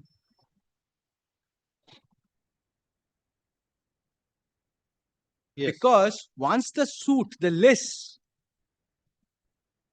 does not ceases when the list ceases to exist, my lord, that is when an appeal, the order itself has to partake the character of a decree, and the appeal ought to be, my lord, from a decree. And that is the reason why, my lord, there are a catina of judgments on this point, that whenever an order is passed in terms of Order 7, Rule 11 of the code, my lord, it is obviously, my lord, an appeal which is preferred because the order in itself partakes the character of a decree and brings an end, my lord, to the list, the suit having been dismissed and the plaint being rejected.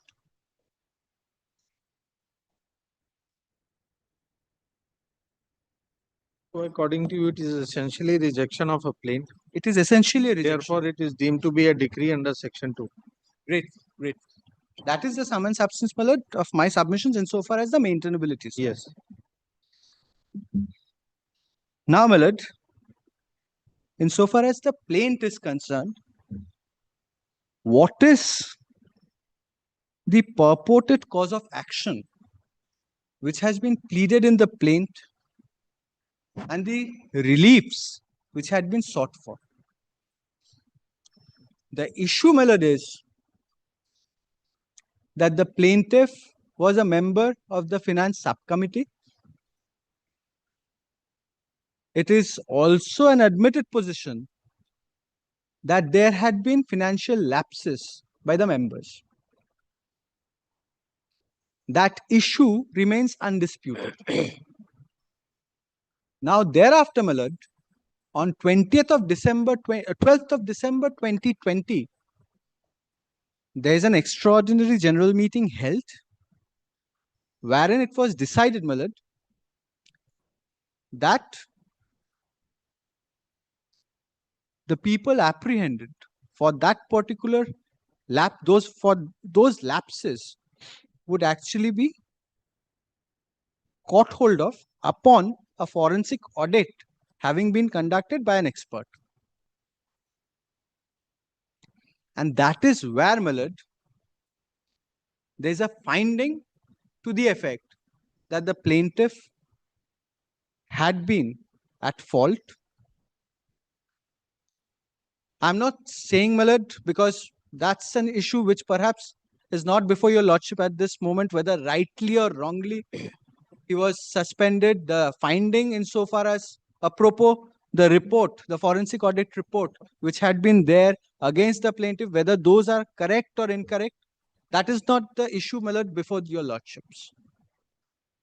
The issue before your lordships at this juncture is whether the plaint as it stands can be deemed, my lord, to disclose the facts on which this honorable court can exercise jurisdiction as a civil court. If your lordships are pleased to take up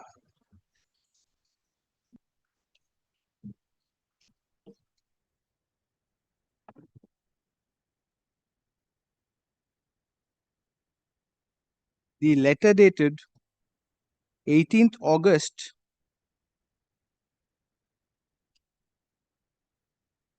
2021, my lord, at page 76.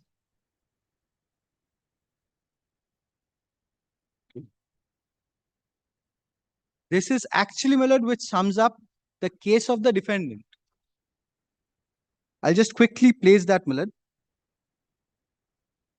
In an extraordinary general meeting requisitioned by a large number of We have members. just read this.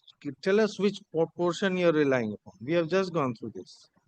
My lord, the issue over here is that there The was third already resolution- an extraordinary general meeting. Third resolution in Yes, this, which is grateful. recorded, that is the resolution covering his case. Yes. It already records a finding that lapses were By committed. there. To identify the perpetrator or the person who has done it, a forensic audit is being directed. Grateful. Grateful. Now, apropos this, if your lordships are pleased to take up the articles of association of the club, my lord, Yes. I would be placing reliance on clause 41 at page 58, my lord. Powers of the committee.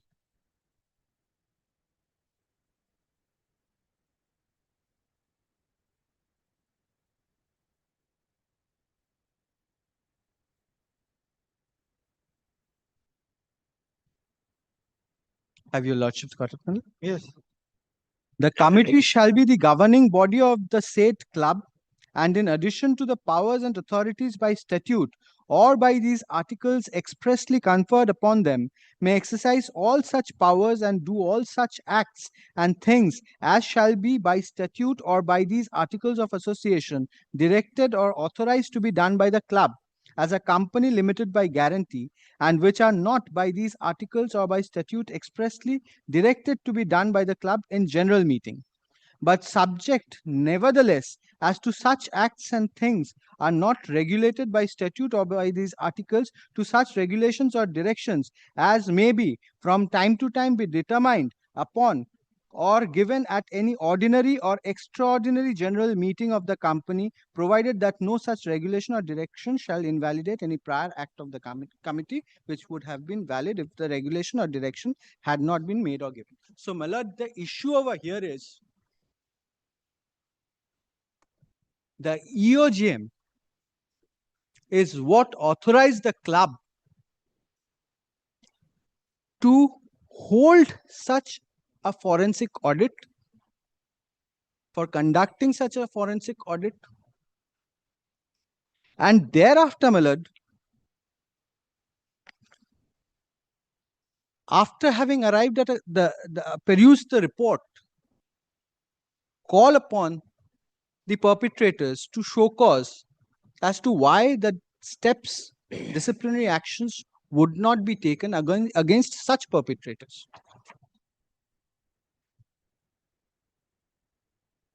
This has to be read, my lord, in conjunction with the show cause notice, which is there at page 76.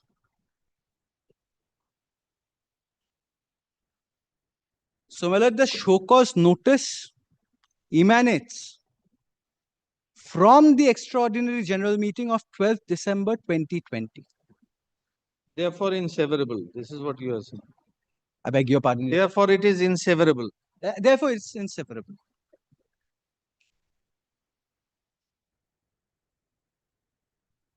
The action, my lord, emanates from the EOGM, Yes. results in the audit report being filed. It's one exercise. It cannot be severed into two pieces. Great.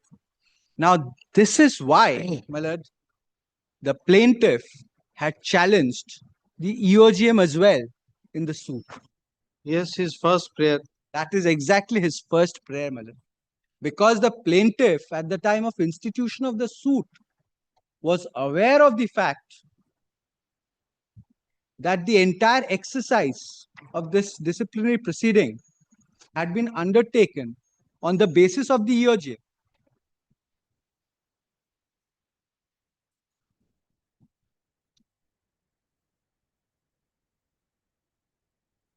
So naturally, my lord, if the challenge is to the EOGM, So it comes within the mischief of 430. 430.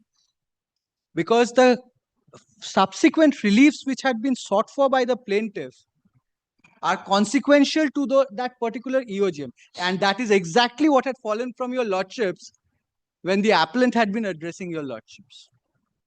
Although all those are prima facie, we make such observations to just encourage you But to Malad, make further that is Malad, whatever crosses. If we keep mum, then it will be worse for you. that is at times Malad very, very beneficial to us counsellors, because that is what enables us Malad to understand where your lordships are indicating. Yes. So Malad, in this case, Yes. the consequential actions and the purported declaratory relief which had been sought for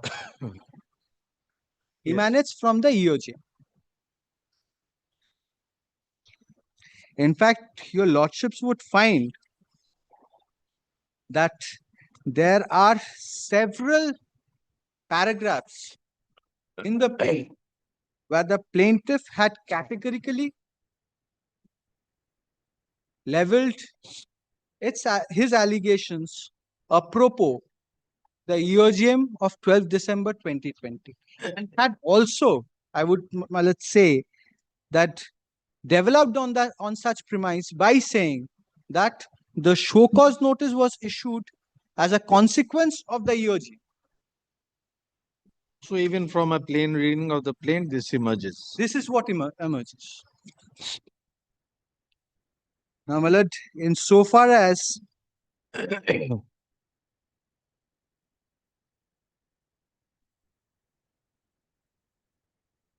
because Malad, I have placed clause 41, Malad, of the Articles of Association. Thereafter, if your lordships are pleased to take up clauses 45A onwards, Malad, I'll just quickly place them at page 61.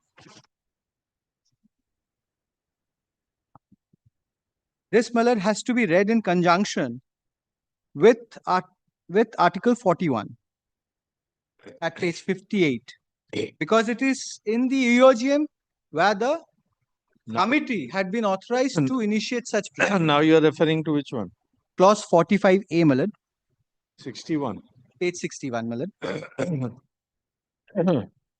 The committee shall take immediate cognizance of any breach on the part of a member and or nominee in case of a corporate member and NRI member of articles or bylaws or regulations of the club. And if such breach is not remedied in such manner as the committee may direct, or in the event of any member misconducting himself within the precincts of the club or committing any act or default which in the opinion of the committee is likely to interrupt the harmony or affect the character or stability of the club or the good name of the club, or likely to cause annoyance amongst the members, annoyance to other members, the committee may in its discretion either call upon the offending member to resign his membership of the club or suspend such member from all privileges of membership for a period not exceeding 1 year at a time, or convene a general meeting for the purpose of expelling him. Now, my lord, we have not expelled the plaintiff, the appellant, before your lordship. It is the case, my lord, where the committee has arrived at an opinion upon being duly authorized by the general body of the club in the EOGM, that what would be the steps which can be taken. In the present case, the suspension has been handed out in favor of the appellant, my lord. for a period not exceeding 1 year. Because there had been a finding that the appellant had conducted a misconduct and had been in breach of his duties.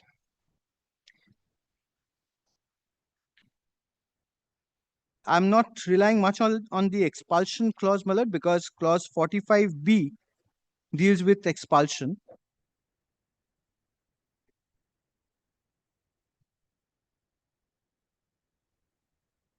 It is more, my lord, of clause 45C, inquiry into the misconduct.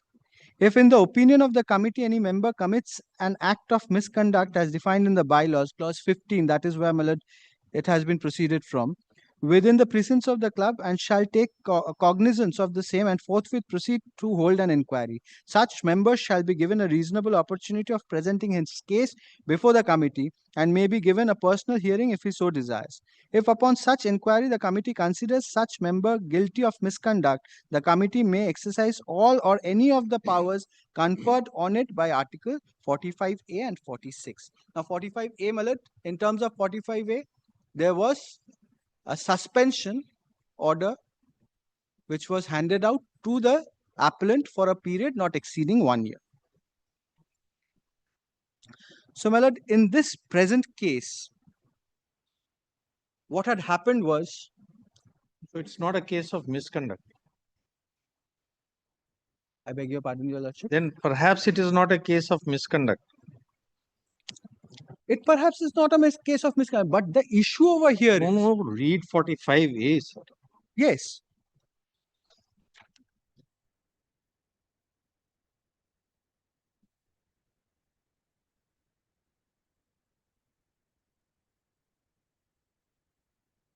So what are the things which the committee is to take cognizance of? Any breach on Well, the it- part it's- of the member? it's Any breach on the part of the member is nominee? That is one of the articles and bylaws. And if Yes. such breach is not remedied, yes, then to direct the member, yes, then the committee, or committing any act or default which in the opinion of the committee is likely to interrupt the harmony or affect the character. first is breach of the articles and bylaws. And if it is, if such breach is not remedied in such manner as the committee may direct, or in the event of any member misconducting himself within the precincts of the club, That is not our case, that my is lord. not applicable. Committing any act or default which in the opinion of the committee is likely to interrupt the harmony or affect the character So or it's stability not of the club. It's not a misconduct. It is likely to affect the harmony, and It's not harmony even, my lord. It's the stability of the club. so maybe stability, because what you were reading 45C deals with misconduct. Yes, yes, yes. I So- was just showing, my lord, what are the powers which are conferred on the committee. No, before that you said for his misconduct. If there is no misconduct, your action is taken under 45A. 45A Absolutely, 45A. is for a misconduct which is within the precincts of the club. 45A, in my humble submission, my lord, deals with all the possibilities. Oh, does not. Not only restrict 45C deals with a different, Yes, another yes. circumstance. 45C. 45A does not deal with all. 45C is something else. Correct. 45A, my lord, is the general part of Oh, it, no. wherein Says misconduct I within the precincts, and then it says breach of the bylaws and Yes. articles, and then any act which may disturb the harmony and stability. or character or good name of the club. Correct, correct. Now, my lord, at such a threshold, one also has to. Anyway, that is not material today. We are not. That is we are not going. because that would more, my lord, be on the merits of the matter. Yes. But in so far as, my lord, my contention So is appeal merits. Appeal. You have already addressed us. Suit also now. You have addressed us. I am addressing your lordship on the plaint because Yes, these are on the the plaint. documents which forms a part of the plaint. And Because plus I the would be prayer, required to address your lordship on the plaint, prayer made in A. prayer made in the, because my contention had been that the root of the issue, the subject matter before you in this particular suit relates to the resolutions adopted in the extraordinary general meeting. Not roots, that is one of the relief. Yes, Malat, root as well as the consequences following therefrom. That is one of the specific reliefs prayed for. Because It- grateful. It's not because, just a root. absolutely. Yes. Because Malat, if that is not granted, then perhaps, or if that is granted, the rest of the reliefs, as had been sought for in the suit, Malat, tantamounts to be granted. Yes, they cannot stand. That we have observed while he was arguing. If relief one is allowed, then none of the issues can survive. If relief Now, one is Malat, the rejected, issue would be then everything. whether, because that has been the submission of the appellant, whether the other reliefs can stand on its own or not. That you have already said, it cannot be, it's not severable. It's not severable. That you have already said. And that apart, Millard, that apart, You said that the show cause has to be read with the. yes, has to be. Now, Millard, apropos that, Millard, Section 430 of the Companies Act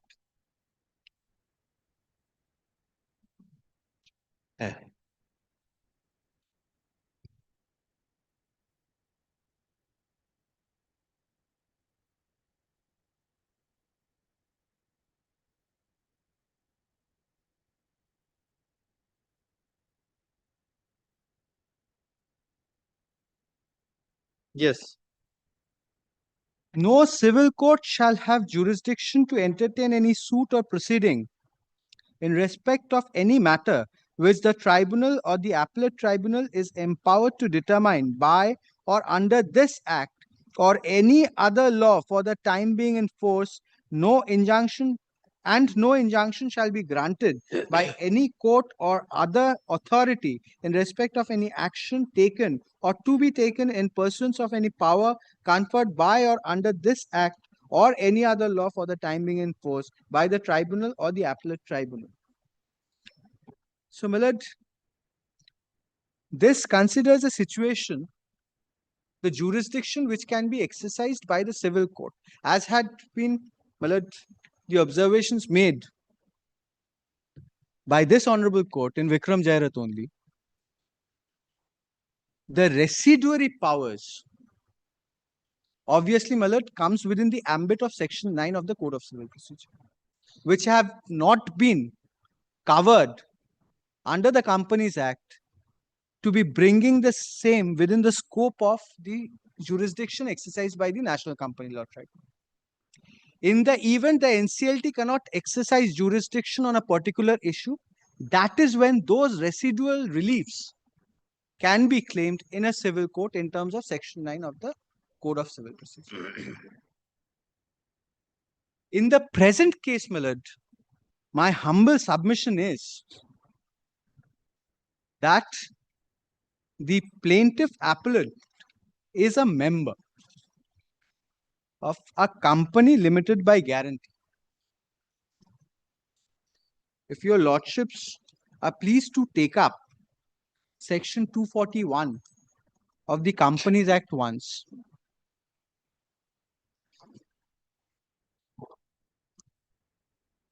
application to tribunal for relief in cases of oppression, etc. Now, well, at the very spirit of the plaintiff is that the plaintiff appellant before your lordships have been oppressed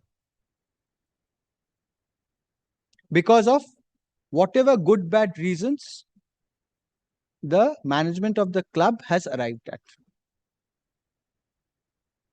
Subsection 1 says, Millard, any member of a company who complains that A, the affairs of the company have been or are being conducted in a manner prejudicial to public interest or in a manner prejudicial or oppressive to him, that is the member, or any other member or members, or in a manner prejudicial to the interests of the company.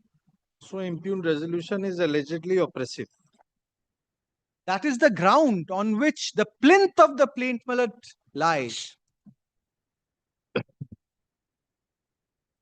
Therefore falls within 430. Millard,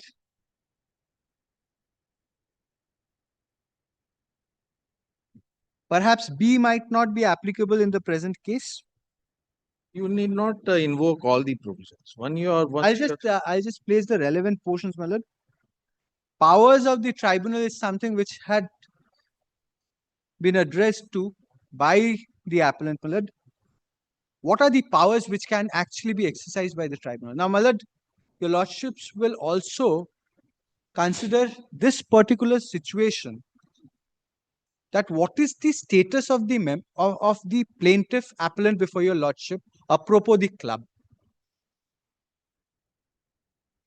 At the end of the day, my lord, it is nothing but a contract which binds the club, which is a company limited by guarantee, and the plaintiff appellant.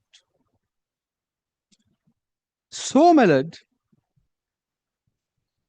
if the club is being managed in a manner which is oppressive to that particular member, that is something where the National Company Law Tribunal can exercise jurisdiction. And that is where, my lord, Section 242 of the Companies Act comes into play.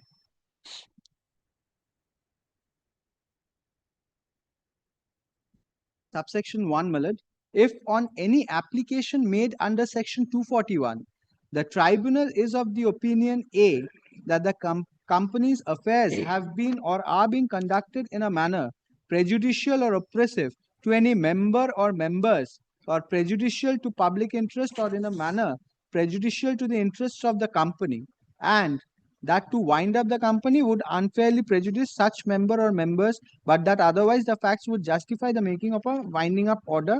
Perhaps B won't be applicable, my lord, but A would be applicable. The tribunal may, with a view to bringing to an end the matters complained of, make such order as it thinks fit. So, my lord, the issue which can be brought within the domain of the National Company Law Tribunal, and So the this is- jurisdiction to This exercise. is in response to his submission that there is no express provision. So you are saying there is an express provision. There is an express provision.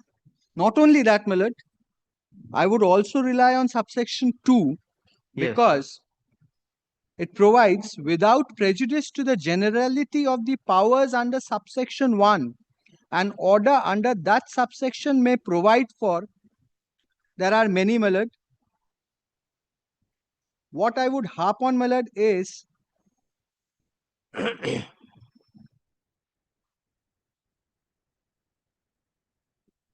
E, that the termination, setting aside, or modification of any agreement, howsoever arrived at between the company. I'm sorry, my lord, not E. It would more be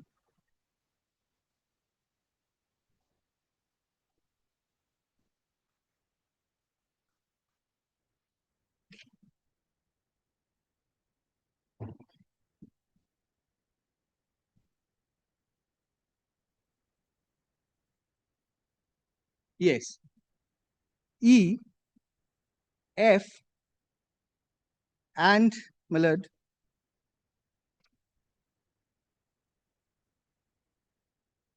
M, because an agreement also is a provision, my lord, where the National Company Law Tribunal, as the adjudicating authority, can exercise jurisdiction. And the ambit further widens, my lord, in M, where it says any other matter for which, in the opinion of the tribunal, it is just and equitable that provision should be made.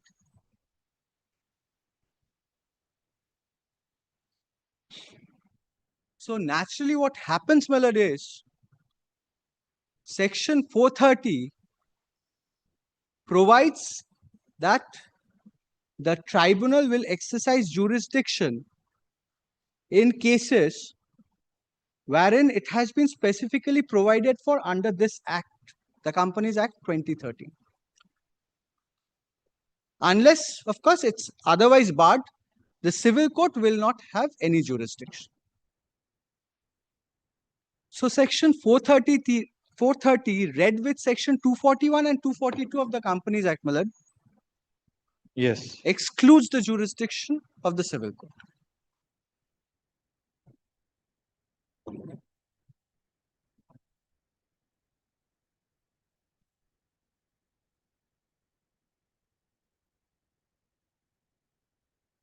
Now, my lord, there was the third point was whether rectification of the decision of the I'm sorry, my lord, ratification of the decision of We are the not going into merits. that's the merit. That's We the are not. merit. So grateful, my lord. He has very carefully stayed away from the merits. Yes, because but nonetheless, that was a submission made. That's the reason why, my lord, I wouldn't Just because gave that's us, of the merits he of the gave us a matter. background, but he said he is not entering into that. He Very just good, wanted very to good, have a very good, perception very of what things were. Very good. Yes. Now, my lord, there are good as many as 7 judgments. Yes. That would take some time. I've more or less covered on the points of law, my lord. The only point of distinction would be the judgments, perhaps which I wouldn't be able to conclude today.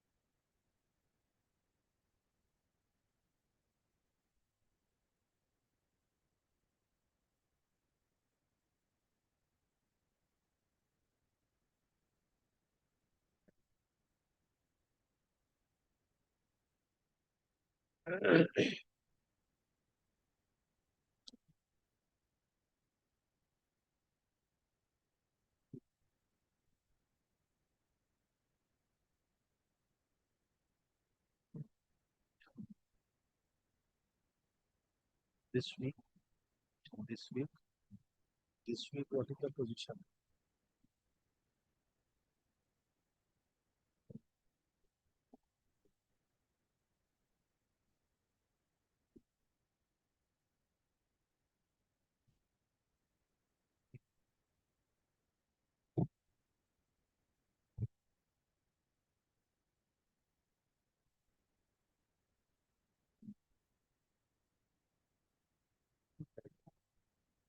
So we'll give you half an hour to cite the judgments. Okay. We'll I'll keep be it at needing half an hour. 12:30 on Friday. My lord, very good. Very good.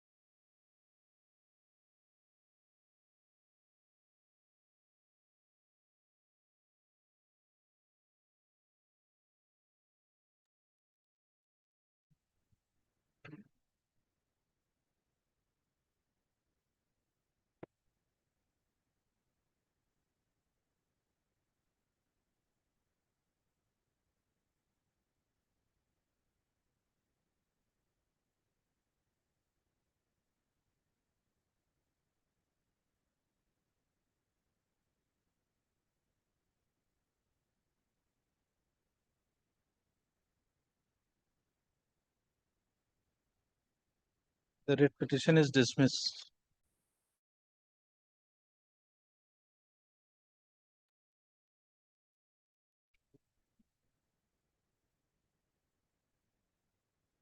In the court. Will rise.